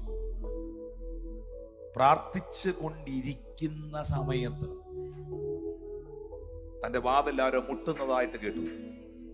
സാധാരണ അദ്ദേഹം ഭയപ്പെട്ടു. സുവിശേഷ വിരോധികൾ വല്ലതും തന്നെ ആക്രമിക്കാൻ വന്നതാണോ? താൻ ഇവിടെ കഴിഞ്ഞ ദിവസങ്ങളിൽ പോയി സുവിശേഷം അറിയിച്ചെടുത്ത് ആരെങ്കിലും ഉപദ്രവിക്കാൻ വന്നതാണോ? താൻ കതക് തുറന്ന് നോക്കിയപ്പോൾ പോസ്റ്റ്മാൻ ആണ്. പോസ്റ്റ്മാൻ, അന്നത്തെ കാലത്തെ പോസ്റ്റ്മാൻ മണി ഓർഡറുമായിട്ട് വന്നിരിക്കുന്നു. തനിക്ക് ഒരു പരിചയമില്ലാത്ത ഒരാള്, ഞാൻ എൻ്റെ ഓർമ്മ ശരിയാണെങ്കിൽ 700 600 രൂപ മണി ഓർഡറായിട്ട് അയച്ചിരിക്കുന്നു. തനിക്കറിയില്ല എവിടുന്ന ഇത് വന്നതെന്ന്. താൻ ആ പൈസയുമായി ഓടി ചന്തയിലേക്ക് ചെന്ന് അരിയും സാധനങ്ങളും എല്ലാം മേടിച്ചുകൊണ്ട് വന്ന് ഭക്ഷണം പാചകം ചെയ്തിട്ട് ആ ഭക്ഷണമേശയിൽ ഇരുന്നുകൊണ്ട് താൻ വേറൊരു പാട്ട് എഴുതി. അതിതാണ്, സ്തോത്രഗീതം പാടുക നീ മനമേ, കർത്തൻ ജയം നൽകിയിടും നിശ്ചയമേ. സ്തോത്രഗീതം പാടുക നീ മനമേ, കർത്തൻ ജയം നൽകിയിടും നിശ്ചയമേ. ഒന്നിലും പതറിയിടരുതേ, കണ്ണീരിൻ വഴി പോയിടിലും. ഒന്നിലും പതറിയിടരുതേ, കണ്ണീരിൻ വഴി പോയിടിലും. മന്നരിൽ മന്നവൻ നമ്മോടു കൂടെ, എന്നും അവൻ നമ്മെ വഴി നടത്തോ. മന്നരിൽ മന്നവൻ നമ്മോടു കൂടെ, എന്നും അവൻ നമ്മെ വഴി നടത്തോ. സ്തോത്രഗീതം പാടുക നീ മനമേ, കർത്തൻ ജയം നൽകിയിടും നിശ്ചയമേ. സ്തോത്രഗീതം പാടുക നീ മനമേ, അറിയാവുന്നവർ പാടിയേ. കർത്തൻ ജയം നൽകിയിടും നിശ്ചയമാ. താഴ്ചയിൽ എന്നെ ഓർത്തവരെ, വീഴ്ച എന്നെ കാത്തവരെ. താഴ്ചയിൽ എന്നെ ഓർത്തവരെ, വീഴ്ച എന്നെ കാത്തവരെ. കാഴ്ചയല്ല വിശ്വാസത്താലെ, വച്ചേകി നിത്യം ചേർത്തവരെ. കാഴ്ചയല്ല വിശ്വാസത്താലെ, വച്ചേകി നിത്യം ചേർത്തവരെ. ഒന്നിലും പതറിയിടരുതേ, കണ്ണീരിൻ വഴി പോയിടിലോ. ഒന്നിലും പതറിയിടരുതേ, കണ്ണീരിൻ വഴി പോയിടിലും.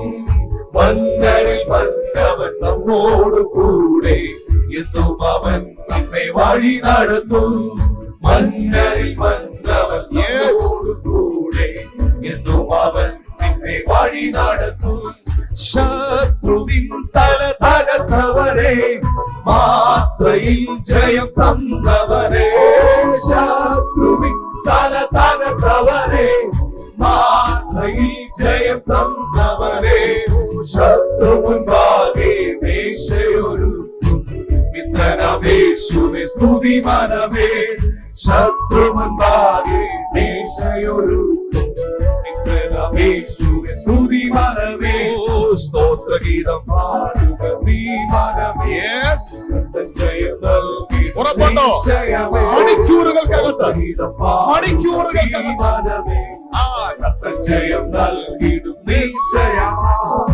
അഴലേറും ജീവിതമരുവിൽ നീ തളരുകയോ സഹജ എന്ന വരികൾ മണിക്കൂറുകൾക്കകത്ത് മാറി മറിയുകയാണ്. ആമേൻ. കണ്ണുനീരിന്റെ ഗാനത്തിനോട് ചേർന്ന് ഒരു ആരാധനയുടെ ആരവം ആ വീട്ടിൽ ഉയരുകയാണ്. ഇന്ന് ഞാൻ ഈ വരികളൊക്കെ പാടുമ്പോ ഒന്നിലും പതറിയിടരുതേ, കണ്ണീരിൻ വഴി പോയിടിലും. ഇങ്ങനൊക്കെ ജീവിച്ച് കാണിച്ച കുറെ ഭക്തന്മാരുണ്ട്. ഈ അപ്പച്ചൻ ഇന്നും ജീവിച്ചിരിപ്പുണ്ട്. ഞങ്ങളുടെ കല്യാണം അപ്പച്ചനെ ബ്ലസ് ചെയ്യും. കൊട്ടാരക്കര ചർച്ചിൽ 3-4 തവണ വന്ന് ശുശ്രൂഷിച്ചു. ഞങ്ങളുടെ എക്വിപ്പിംഗ് ലീഡർഷിപ്പ് പ്രാർത്ഥിച്ച് ആരംഭിച്ചത് അപ്പച്ചനാണ്. ഇത് ഞങ്ങളെ പോലുള്ള ഒരു തലമുറ ഇങ്ങനെ ദൈവാനുഗ്രഹങ്ങളും നന്മകളും ഒക്കെ അനുഭവിക്കുന്നതിന്റെ കാരണം ഇവരെ പോലുള്ള ഒരു തലമുറ കാരണം.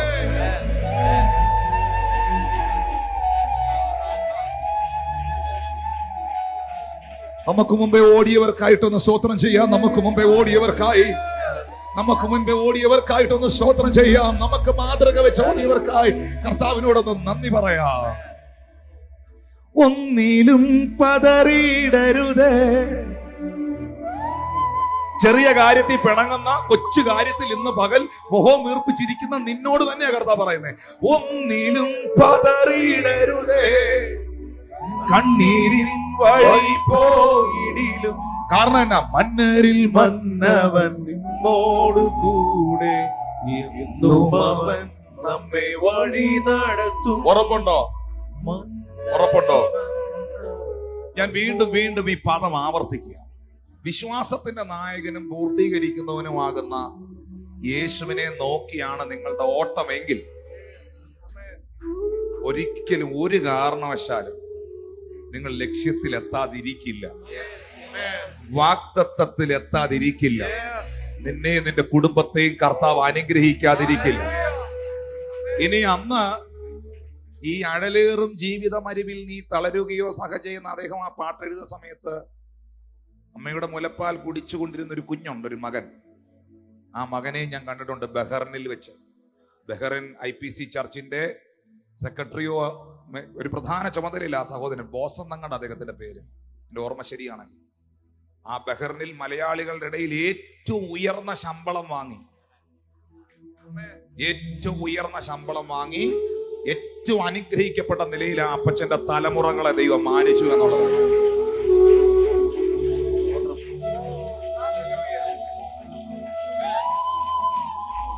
ഞാൻ ഈ പുസ്തകത്തെ നെഞ്ചോട് വെച്ച് നിനക്ക് ഉറപ്പ് തരാം, ഇത് സത്യസന്ധമായി എടുത്ത ഒരുത്തനും. ഒന്ന് കരമടിച്ച് കർത്താവിന് നന്ദി പറഞ്ഞേ.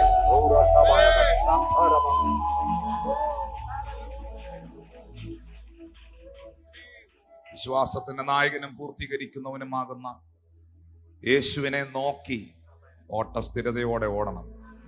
ഈ പൗലോസിന്റെ അടുത്ത് പറയുന്ന ഒരു ഭാഗമുണ്ട്. നിങ്ങൾ ഒരിക്കൽ നന്നായി ഓടിയിരുന്നു. അത് ഗലാത്യർ 5:7 അവിടെ എഴുതിയിരിക്കുന്നത് ഇങ്ങനെയാണ്. മോനെ, ആ വാക്യം എനിക്കൊന്ന് കാണണം. നിങ്ങൾ നന്നായി ഓടിയിരുന്നു, സത്യം അനുസരിക്കാതിരിപ്പാൻ നിങ്ങളെ ആർ തടുത്തു കളഞ്ഞു. അങ്ങനെ ഒരു കാലഘട്ടം ഉള്ളവരുണ്ട്. ഒരു സമയത്ത് അവര് നല്ല ഭംഗിയായിട്ട് ഓടിയവരാണ്, ആരും മിണ്ടുന്നില്ല. മാതൃക വെച്ച് കൃത്യമായി ഓടിയവരാണ്. പക്ഷേ എവിടെയോ ചില അനീതികൾ, ചില തിന്മകൾ, ചില ജഡീക പ്രവൃത്തികൾ, ചില ജഡീക മോഹങ്ങൾ അവരുടെ ഓട്ടത്തെ തടുത്തു കളഞ്ഞു. 8-ാമത്തെ വാക്യത്തിൽ പൗലോസ് പറയുകയാണ്, ഇങ്ങനെ നിങ്ങൾ അനുസരിപ്പിച്ചത് നിങ്ങളെ വിളിച്ചവന്റെ പ്രവൃത്തി അല്ല. നിങ്ങളെ വിളിച്ച കർത്താവ് ഇങ്ങനെ ഓടാനല്ല നിങ്ങളെ വിളിച്ചത്, സ്ഥിരതയോടെ ഓടാനാണ്. പ്രിയപ്പെട്ടവരെ, എനിക്ക് നിങ്ങൾക്ക് തരാനുള്ള ഒരു ഉപദേശം ആഗ്രഹപ്പെട്ടിരിക്കുന്ന സ്റ്റേജിലിരിക്കുന്ന എൻ്റെ പ്രിയ സഹോദരങ്ങളോടും ജോയിസ് സാറിനോടും പാസ്റ്ററിനോടും ഇല്ല. ഒരിക്കലും നമ്മൾ പറയാൻ ഇടവരരുത്, ഒരു സമയത്ത് പുള്ളി ഭയങ്കരമായിരുന്നു. അങ്ങനെ ഒരിക്കലും പറയാനിട വരരുത്. നിന്റെ അവസാന ശ്വാസം വരെ. ഞാൻ ഇപ്പോഴും ഓർക്കുന്ന ഒരു കാര്യമുണ്ട്. ഈ റെയ്നാർഡ് ബോങ്കയൊക്കെ വർഷങ്ങളായി ആഫ്രിക്കയിൽ ശുശ്രൂഷ ചെയ്ത വ്യക്തിത്വങ്ങളാണ്. ഒത്തിരി പൈശാചിക പോരാട്ടങ്ങളെ നേരിട്ടവരാണ്. റെയ്നാർഡ് ബോങ്കെ മരിക്കുന്നതിന് മാസങ്ങൾ മുൻപ് ഫ്ലോറിഡയിൽ വെസ്റ്റ് പാം ബീച്ച് എന്ന സ്ഥലത്ത് വെച്ച് അദ്ദേഹത്തിന്റെ ഇൻവിറ്റേഷൻ അനുസരിച്ച് അവിടെ ചെന്ന് അദ്ദേഹം എൻ്റെ തലയിൽ കൈവച്ച് പ്രാർത്ഥിച്ചിട്ട് ആ അഭിഷേകത്തിന്റെ ഇമ്പാർട്ടേഷന്റെ ആ ഒരു സത്യത്തിൽ ആ ഒരു ഹാങ് ഓവർ മാറാൻ 2 ദിവസം എടുത്തു. അത്ര മരിക്കുന്നതിനും ആഴ്ചകളും മാസങ്ങളും നിൽക്കുമ്പോഴും തൻ്റെ മേളിൽ കിടക്കുന്ന അഭിഷേകത്തെ കളഞ്ഞു കുളിക്കാതെ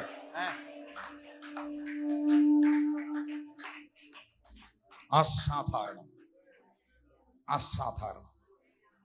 അങ്ങനെ ഞാൻ ബഹുമാനിക്കുന്ന ഒത്തിരി ദൈവദാസന്മാരുണ്ട്.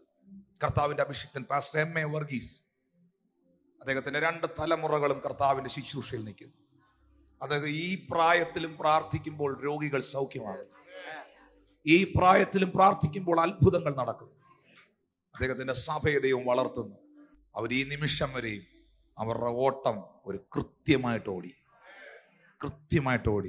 എനിക്ക് മുമ്പേ ഓടിയവർക്കായി സ്തോത്രം. ഇവിടെ അപ്പോസ്തലനായ പൗലോസ് അതിന്റെ 7-ാം വാക്യത്തിൽ പറയുന്ന ഒരു കാര്യം നിങ്ങൾ ശ്രദ്ധിച്ചോ? നിങ്ങൾ നന്നായി ഓടിയിരുന്നു. ഒരു പാസ്റ്റ് ടെൻസ് ആണത്. ഗലാത്യ സഭയോട് പറയുന്നത് ഒരു കഴിഞ്ഞകാല ലൈഫാണ്. നിങ്ങളെക്കുറിച്ച് അങ്ങനെയാണോ ദൈവം പറയുന്നത്? അതോ ഇപ്പോഴും നിങ്ങൾ നന്നായി ഓടുന്നുണ്ടോ? നിങ്ങൾ നിങ്ങളുടെ പ്രാർത്ഥനാ ജീവിതം, നിങ്ങളുടെ വിശ്വാസ ജീവിതം ശക്തമായി നയിക്കുന്നുണ്ടോ? പാപത്തോടും ലോകത്തോടും കോംപ്രമൈസ് ചെയ്യാതെ നിങ്ങൾ കർത്താവിന് വേണ്ടി നിലകൊള്ളുന്നുണ്ടോ? അതോ നേരത്തെ പണ്ട് ഭയങ്കരമായിരുന്ന പുള്ളി അതാണോ? ഒരിക്കലും അങ്ങനെ പറയല്ലേ പ്രിയ മക്കളെ. ഈ ഓട്ടം ഓടി ഹഡിലുകൾ ചാടി ഓടി കർത്താവ് തരുന്ന കൃപയ്ക്കൊത്തവണ്ണം ഓടി അവന്റെ സന്നിധിയിൽ ചെന്ന് അങ്ങ് അണച്ച പാദത്തിലോട്ടങ്ങ് വീഴണം.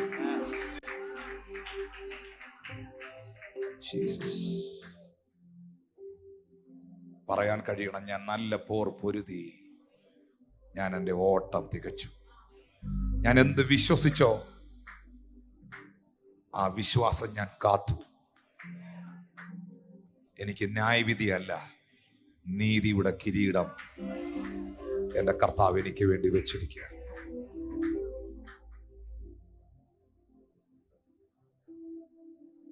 സ്തോത്രം ചെയ്യാമോ? കർത്താവിന് നന്ദി പറയാമോ? എന്നെ വീണ്ടും ആ വാക്യം കർത്താവ് കാണിക്കുകയാണ്. 2 വാക്യങ്ങൾ. ഒന്ന്, ഈ ഓട്ടത്തിൽ പിൻപിലുള്ളത് മറക്കണം.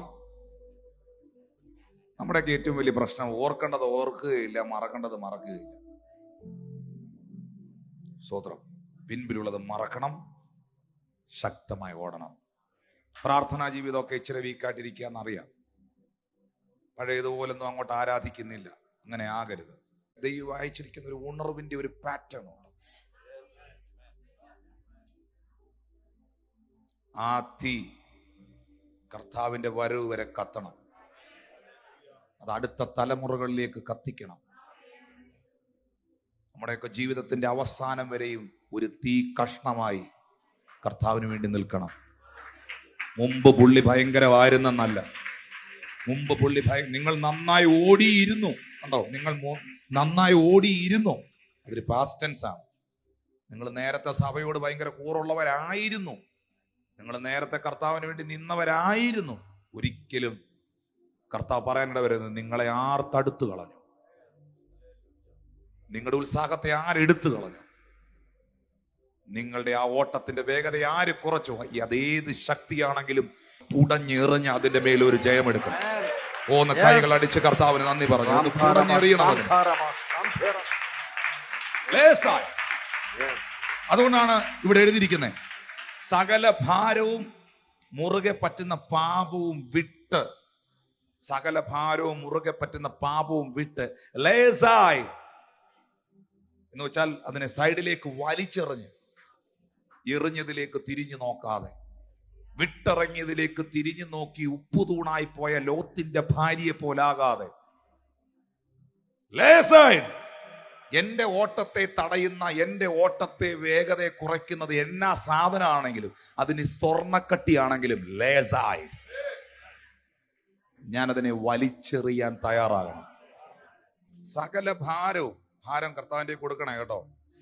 ഞാൻ തുറന്നു പറയുന്ന, ഈ എത്ര ഇന്റർനാഷണൽ അപ്പോസ്തലനെ അഭിഷിക്തനെ കൊണ്ടുവന്ന് തലയ്ക്ക് പിടിപ്പിച്ച് പ്രാർത്ഥിച്ചാലും ഒന്ന് ഞാൻ ചെയ്യുന്നു, അത് വേറെ ആരും എനിക്ക് വേണ്ടി ചെയ്യില്ല. പിൻപിലുള്ളതിനെ മറക്കുന്നു. എൻ്റെ അകത്തെ എല്ലാ ഭാരങ്ങളും കർത്താവിനെ കൊടുത്ത് ഞാൻ അങ്ങ് സന്തോഷിക്കാൻ തീരുമാനിക്കുക. എൻ്റെ ലൈഫ് ഞാൻ അങ്ങ് സന്തോഷിക്കാൻ തീരുമാനിക്കുക. ഞാൻ ദൈവത്തിന് വേണ്ടി നിൽക്കാൻ അങ്ങ് തീരുമാനിക്കുക. ഞാൻ ആ തീരുമാനത്തിൽ ഉറച്ചു നിന്നാൽ ഒരു ശക്തിക്കും എന്നെ ദുഃഖിപ്പിക്കാൻ കഴിയത്തില്ല. പ്രിയപ്പെട്ടവരെ, കഴിയത്തില്ല. ഉറപ്പാ. എത്ര പേര് അതിന് ആമീൻ പറയാനുണ്ട്? ആ ലഗേജ് എല്ലാം ഇന്ന് കർത്താവിന്റെ കൊടുക്കണം. 2, ഞാൻ റിജോയ് സാറെ വേഗം 2, മുറുകെ പറ്റുന്ന പാപം, സകല ഭാരവും. ഈ ഭാരം നമ്മുടെ ജീവിതത്തിന്റെ വേഗതയെ കുറയ്ക്കും. ഓടാൻ പറ്റും, വേഗതയെ കുറയ്ക്കും. പക്ഷേ മുറുകെ പറ്റുന്ന പാപം വേഗതയെ കുറയ്ക്കുകയല്ല ചെയ്യുന്നത് കേട്ടോ, എത്തിക്കുകയല്ല. മനസ്സിലായില്ലല്ലേ? ഈ ഭാരവും വെച്ചോണ്ട് ഇങ്ങനെ ഓടി വലിയ സ്പീഡൊന്നും ഇല്ലേലും അങ്ങ് എത്താം, ഒരു പരുവത്തിനെത്താം. പക്ഷെ ഒന്നും എൻജോയ് ചെയ്യാൻ പറ്റുകയല്ല. ലൈഫ് എൻജോയ് ചെയ്യാനേ പറ്റുകയില്ല. എല്ലാം ജനിച്ച കാലം, ചില അമ്മമാര് പറഞ്ഞ കേട്ടില്ലേ, 70 ജനിച്ച കാലം മുതൽ തുടങ്ങിയതാ എൻ്റെ പൊന്നു ബ്രദറേ ഈ ഭാരം, മരിക്കുന്നത് വരെയും കാണുമെന്ന് തോന്നുന്നു. എൻ്റെ പൊന്നമ്മേ, ഇത് കർത്താവിന്റെ കയ്യിലൊന്ന് കൊടുത്തേ. ഇതും കൊണ്ട് നടക്കാൻ ആരാ പറഞ്ഞു? ഒന്ന് ഫ്രീ ആയി. പക്ഷെ പാപത്തിന്റെ സ്ഥിതി അതല്ല. അത് മുറുകെ പറ്റുന്ന പാപം എന്ന് പറഞ്ഞാൽ ഞണ്ട് കയറി പിടിക്കുന്ന കണ്ടിട്ടുണ്ടോ? അത് മുറുകെ പറ്റുന്ന പാപവും. അങ്ങനെ എന്തെങ്കിലും കയറി പിടിച്ചിരിപ്പുണ്ടെങ്കിൽ തട്ടി എറിയണം. കൈക്കകത്തോട്ടൊരു ചെലന്തി കയറിയാൽ അതിനെ കുടഞ്ഞെറിയുന്നത് പോലെ, പൗലോസിന്റെ കയ്യിൽ അണലി ചുറ്റിയപ്പോൾ അവനെ തീയിലേക്ക് കുടഞ്ഞു കളഞ്ഞതുപോലെ, ഇന്ന് പകൽ നിന്റെ ജീവിതത്തോടുള്ള ബന്ധത്തിൽ നിന്നെ വിടാതെ പിടിച്ചേക്കുന്ന, ഇത് നിന്നെ വിടാതെ പിടിച്ചേക്കുന്ന ആ പാപത്തെ, ആ പാപ സ്വഭാവത്തെ ഇന്ന് പകൽ നീ കുടഞ്ഞെറിയണം. കരങ്ങൾ അടിച്ച് കർത്താവിന് നന്ദി പറഞ്ഞ് കുടഞ്ഞെറിയണം. Galatians 5 verse 7, we find that Paul is asking the Galatian church, you were running good race, but what happened to you? God did not call you for that. This is the message to the Galatian church. Not that you ran well at one point of time. The Lord is asking, what happened now? You were set ablaze by the Lord. You were given that fire and passion and enthusiasm, and you showed great passion toward the things of God. And what now? The Lord says you were not called for that. And as the pastor was telling the example from Reinhard Bonnke, just months before his departure from this world, Pastor Tinu George was called to Florida, West Palm Beach, and he was given a very powerful impartation. And he said the hangover of that powerful impartation, it still lingered for days. That was so powerful. That means Reinhard Bonnke started his ministry with much power, and that power did not diminish, it did not wane. Even at the last moments of his life on this earth, there are many examples of such servants of the Lord. And today the Lord is asking us, where is that fire? Where is that passion? And don't worry, still you have to go forward strong. Jesus is waiting at the other end, and you can run into him. And one important, the next aspect, the sin that so easily entangles.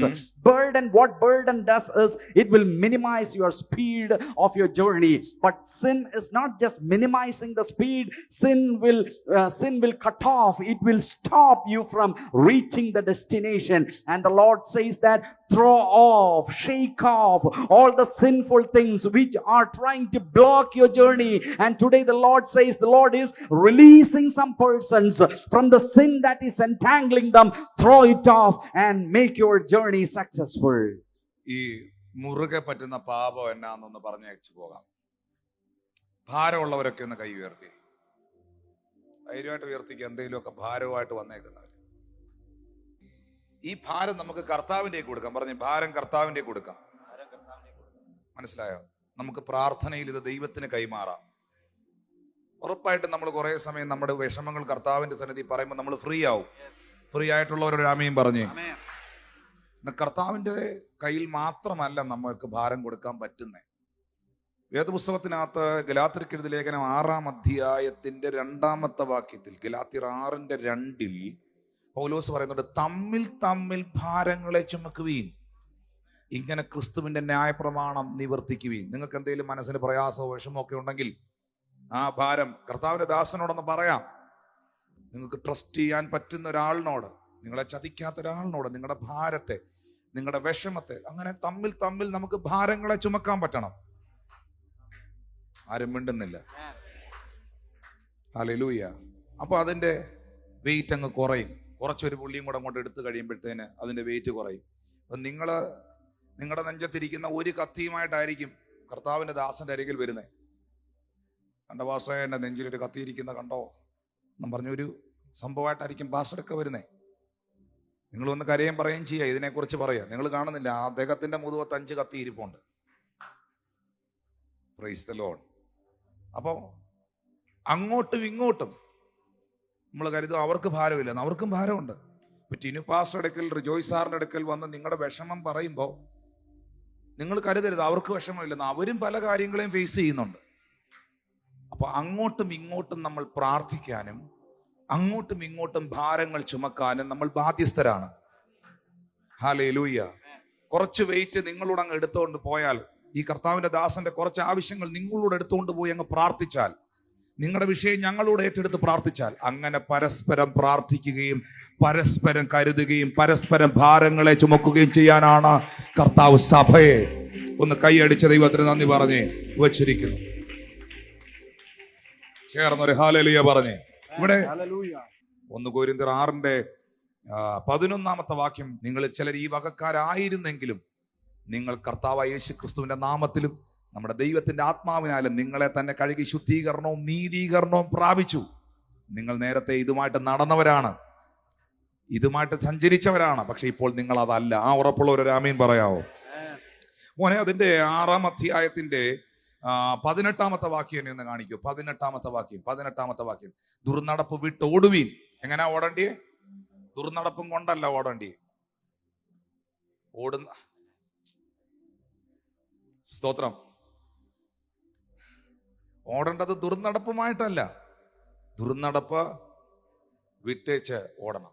അതായത് സ്ഥിരതയോടെ ഓടുക എന്ന് പറഞ്ഞാൽ, മനുഷ്യൻ ചെയ്യുന്ന ഏത് പാപവും ശരീരത്തിന് പുറത്താകുന്നു. ദുർനടപ്പുകാരനോ സ്വന്തം ശരീരത്തിന് വിരോധമായി പാപം ചെയ്യുന്നു. അതെന്നതാ? 19-20 വാക്യങ്ങൾ നോക്കി. ദൈവത്തിന്റെ ദാനമായി നിങ്ങൾ ഇരിക്കുന്ന പരിശുദ്ധാത്മാവിന്റെ മന്ദിരമാകുന്നു നിങ്ങളുടെ ശരീരമെന്നും നിങ്ങളെ വിലയ്ക്ക് വാങ്ങിയിരിക്കാൻ നിങ്ങൾ താങ്കൾക്കുള്ളവരല്ലെന്നും നിങ്ങൾ അറിയുന്നില്ലയോ? 20-ാമത്തെ വാക്യം പറയുന്നു, ആകയാൽ നിങ്ങൾ ശരീരം കൊണ്ട് ദൈവത്തെ മഹത്വപ്പെടുത്തുകയും. സ്വന്തം കൈ സ്വന്തം ശരീരത്തൊന്ന് വെച്ച്, എൻ്റെ ശരീരം ദുർനടപ്പിനല്ല, എൻ്റെ കണ്ണുകൾ ദുർനടപ്പിനല്ല, എൻ്റെ ചെവി ദുർനടപ്പിനുള്ളതല്ല, എൻ്റെ ശരീരം കർത്താവിന്റെ മന്ദിരമാണ്. അത് കർത്താവിന്റെ മന്ദിരമാണ്. അത് കർത്താവിന്റെ മന്ദിരമാണ്. ദൈവത്തിന്റെ പരിശുദ്ധാത്മാവ് ഈ മന്ദിരത്തിൽ വസിക്കുന്നു. യേശുവിന്റെ രക്തം ഈ മന്ദിരത്തെ വിലയ്ക്ക് വാങ്ങിയിരിക്കുന്നു. ഞാൻ എനിക്കുള്ളവനല്ല. പറഞ്ഞേ, ഞാൻ എനിക്കുള്ളവളല്ല, ഞാൻ എനിക്കുള്ളവനല്ല, ഞാൻ കർത്താവിനുള്ളവളാണ്. ഹല്ലേലൂയ. അതിനകത്ത് പ്രധാനമായും പൗലോസ് പറയുന്ന ഒരു 10 കൂട്ടം കാര്യങ്ങളുണ്ട്. വായിക്കാൻ നേരെയില്ല. അതിന്റെ 1 കൊരിന്ത്യർ 6:9 മുതൽ വായിക്കുമ്പോൾ പൗലോസ് എടുത്തു പറയുന്ന 10 കൂട്ടം കാര്യങ്ങളുണ്ട്. ദുർനടപ്പുകാർ, വിഗ്രഹാരാധികൾ, മുറുകെ പറ്റുന്ന പാപങ്ങളായത്, വിടണ്ട സാധനങ്ങളായത്, ദുർനടപ്പ്, വിഗ്രഹാരാധന, വ്യഭിചാരം, സ്വയഭോഗികൾ, പുരുഷകാമികൾ, പിന്നെ കള്ളന്മാർ, അത്യാഗ്രഹികർ, മദ്യപാന്മാർ, വാവിഷ്ണക്കാർ, പിടിച്ചുപറിക്കാർ എന്നിവർ ദൈവരാജ്യം അവകാശമാക്കുകയില്ല. ദുർനടപ്പുകാരൻ, വിഗ്രഹാരാധി, വ്യഭിചാരി, സ്വയഭോഗം ചെയ്യുന്നവൻ, പുരുഷകാമി, കള്ളന്മാർ, അത്യാഗ്രഹികൾ, മദ്യപാനികൾ, വാവിഷ്ണക്കാർ, പിടിച്ചുപറിക്കാർ ദൈവരാജ്യം അവകാശമാക്കുകയില്ലെന്ന് പുസ്തകം പറഞ്ഞാൽ ആക്കുകയില്ല. അതുകൊണ്ട് പ്രിയപ്പെട്ടവരെ, മുറുകെ പറ്റുന്ന പാപങ്ങൾ എന്തെങ്കിലും ജീവിതത്തിൽ ഉണ്ടോന്ന് നോക്കണം. ഞണ്ടിറുക്കി പിടിച്ചിരിക്കുന്നത് പോലെ നിന്നെ പിടിച്ചിരിക്കുന്ന, നിന്നെ വിടാതെ പിടിച്ചേക്കുന്ന എന്തെങ്കിലും ഉണ്ടെങ്കിൽ ഞങ്ങൾ പ്രാർത്ഥിക്കാം. ഇന്നൊന്ന് കുടഞ്ഞെറിയണം. ഓ താങ്ക് യു ലോർഡ് ജീസസ്. ഒന്ന് കുടഞ്ഞെറിയണം എന്ന്. ഇന്ന് അതിനെ ഒന്ന് കുടഞ്ഞെറിയണം. യേശുവിന്റെ നാമത്തിൽ അതിനെ ഒന്ന് കുടഞ്ഞെറിയണം. 1 കൊരിന്ത്യർ 9 പെട്ടെന്ന് വായിക്കുക. 1 കൊരിന്ത്യർ 9 24, 25, 26 വാക്യങ്ങളിൽ പൗലോസ് പറയുന്നു, ഓട്ടക്കളത്തിൽ ഓടുന്നവർ എല്ലാവരും ഓടുന്നെങ്കിലും ഒരുവനെ വിരുദ് പ്രാപിക്കുന്നുള്ളത് നിങ്ങൾ അറിയുന്നില്ലയോ? നിങ്ങളും പ്രാപിക്കാൻ തക്കവണ്ണം ഓടുവീൻ. അംഗം പൊരുതുന്നവരൊക്കെയും സകലത്തിനും വർജനം ആചരിക്കുന്നു. അവർ വാടുന്ന കിരീടമോ നാമോ വാടാത്ത എന്ന് പറഞ്ഞാൽ എന്നാ? ഈ ഓട്ടക്കാരൊക്കെ സകലത്തിൽ വർജനം ആചരിക്കുന്നവർ. അവർക്ക് എല്ലാ ഫുഡും കഴിക്കാൻ പറ്റുകയില്ല. വലിയ വയറും ഒക്കെ വെച്ചോണ്ട് ഓടാൻ പറ്റുമോ?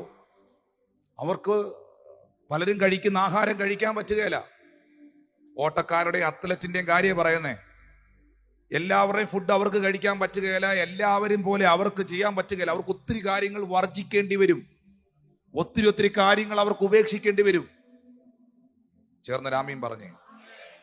നമ്മൾ ചിലരെ നോക്കിയേച്ച് പറഞ്ഞില്ലേ, പുള്ളിക്ക് എന്നാ മസിലാണ്, പുള്ളിക്ക് എന്തോ മസിലാണ്.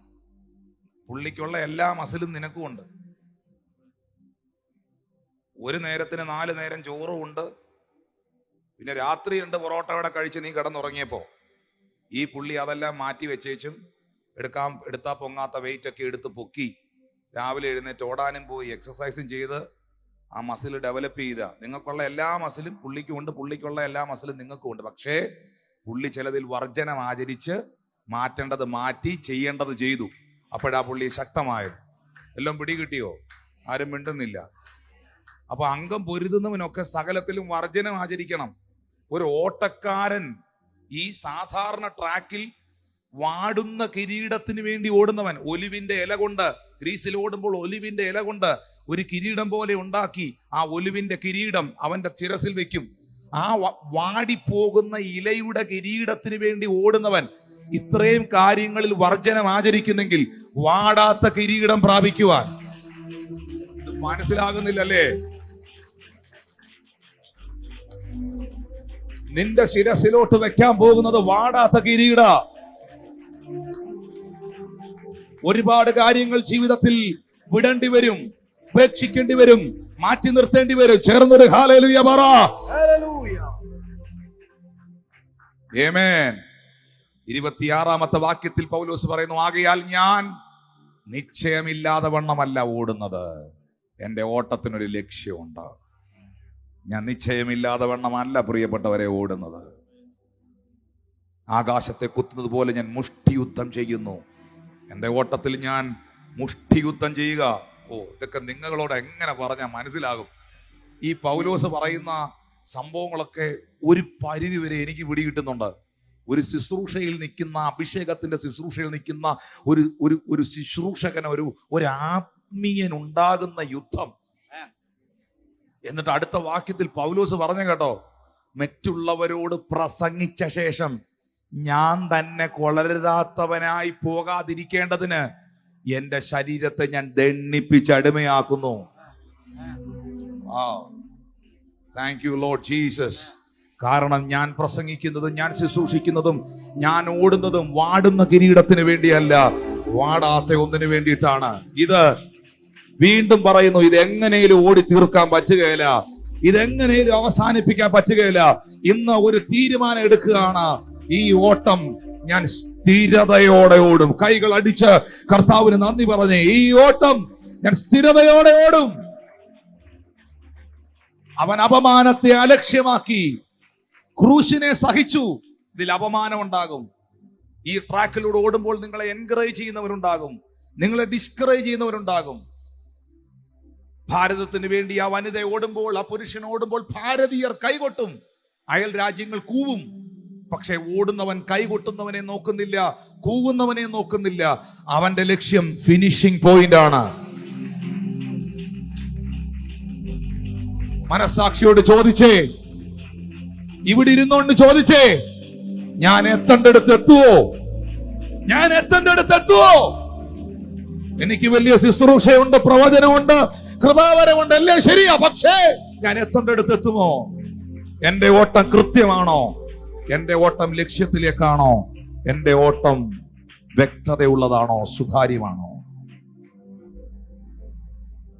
മറ്റുള്ളവരോട് പ്രസംഗിച്ച ശേഷം ഞാൻ തന്നെ കൊളരുതാത്തവനായി പോകാതിരിക്കാൻ എന്തെല്ലാം വർജനങ്ങൾ ആചരിക്കേണ്ടി വരും, എന്തിലെല്ലാം ജീവിതത്തിൽ കോംപ്രമൈസ് ചെയ്യേണ്ടി വരും. പാപത്തോടല്ല. ജീവിതത്തിൽ വന്ന് വീഴുന്ന എത്രയോ സൗഭാഗ്യങ്ങളെ വേണ്ടെന്ന് വെക്കേണ്ടി വരും.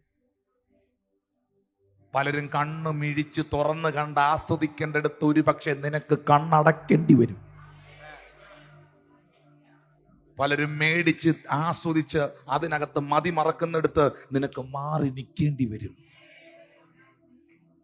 പക്ഷെ ഒറ്റയ്ക്ക് നിന്നാലും ഈ ഊർജശ്വാസം തൊണ്ടക്കുഴിന്ന് പോകുന്നത് വരെ കർത്താവിന് വേണ്ടി നീ നിന്നാൽ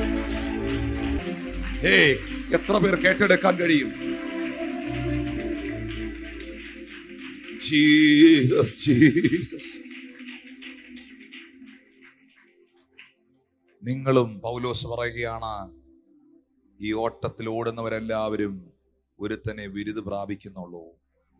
നിങ്ങളും പ്രാപിക്കാൻ തക്കവണ്ണം ഓടുവീൻ. നിങ്ങളും പ്രാപിക്കാൻ തക്കവണ്ണം ഓടുവീൻ. കണ്ണുകളടയ്ക്കാം. വിശ്വാസത്തിന്റെ നായകനും പൂർത്തീകരിക്കുന്നവനുമാകുന്ന യേശുവിനെ നോക്കി എന്റെ ഓട്ടം സ്ഥിരതയോടെ ഓടുകയാണ്. ക്രൂശിനെ അവൻ സഹിച്ചു, അപമാനത്തെ അവൻ അലക്ഷ്യം. ഇത് നോക്കി, എന്നെ ഒന്ന് നോക്കി. ഈ അപമാനവും അപവാദവും ഒന്നും മൈൻഡ് ചെയ്യരുത്. നല്ല വിമർശനങ്ങളെ സ്നേഹത്തോടൊരു വ്യക്തി പറയുമ്പോൾ, ഇപ്പോൾ എന്നെ ഒന്ന് ശ്രദ്ധിച്ച് കേൾക്കുന്നുണ്ടോ? ഇപ്പൊ റിജോയ് സാറ് എന്റെ ഒരു കുറവ് കണ്ടെന്നിരിക്കട്ടെ. ഈ മനുഷ്യന് വലിയ ആഗ്രഹമുണ്ട് ഞാൻ നന്നായി പോണോന്ന്. ഈ മനുഷ്യന് വലിയ ആഗ്രഹമുണ്ട് ഞാൻ എങ്ങും ആരും എന്നെ ഒന്നും പറയരുതെന്ന്. ഒരു ചെറിയ കാര്യത്തിൽ പോലും ടിനു പാസ്റ്ററെ ആരും എതിർക്കരുത് എന്ന് ഈ മനുഷ്യൻ എന്നെ സ്നേഹിക്കുന്ന ആഗ്രഹിക്കുന്ന ആളാണെങ്കിൽ എന്നോട് അദ്ദേഹം വളരെ രഹസ്യമായി പറയും, പാസ്റ്ററെ ഇങ്ങനൊരു കാര്യം ഒന്ന് ശ്രദ്ധിച്ചോണേ. അല്ലെങ്കിൽ എൻ്റെ മീതെയുള്ള ദൈവദാസനെ അറിയിക്കും. കാരണം അദ്ദേഹത്തിന് എന്നെ തിരുത്താനുള്ള അധികാരമുണ്ട്. എല്ലാവർക്കും ഇല്ല, അദ്ദേഹത്തിന് അധികാരമുണ്ട്. എൻ്റെ മാതാപിതാക്കൾക്ക് അധികാരമുണ്ട്. എൻ്റെ മീതെയുള്ള ദൈവദാസന് അധികാരമുണ്ട്.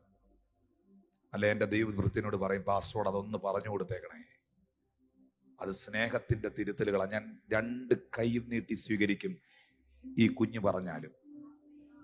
എന്നാൽ മറ്റു ചിലർ അത് മറ്റു പലരോടും വിളിച്ചു പറയുകയും അത് സോഷ്യൽ മീഡിയകളിലൊക്കെ പ്രചരിപ്പിക്കുകയും ഒക്കെ ചെയ്യുമ്പോൾ അതൊരിക്കലും ആ വ്യക്തിയെ തിരുത്താനല്ല, ആ വ്യക്തി അതിൽ കറക്റ്റഡ് ആകാനല്ല, മനഃപൂർവമായി അപമാനിക്കാൻ വേണ്ടി തന്നെയാണ്.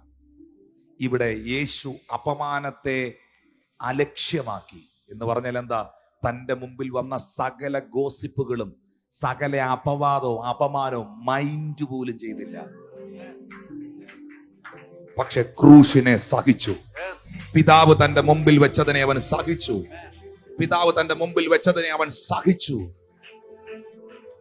അതിനവൻ ബൈപ്പാസ് എടുത്തില്ല, കുറുക്ക് വഴി എടുത്തില്ല, ഏൽപ്പിച്ചു കൊടുത്തു. അനുസരണമുള്ളവനായി. പ്രിയപ്പെട്ടവരെ, ഈ പുത്രനെ പോലെ നിങ്ങളും പ്രാപിക്കാൻ തക്കവണ്ണം ഓടുവീൻ.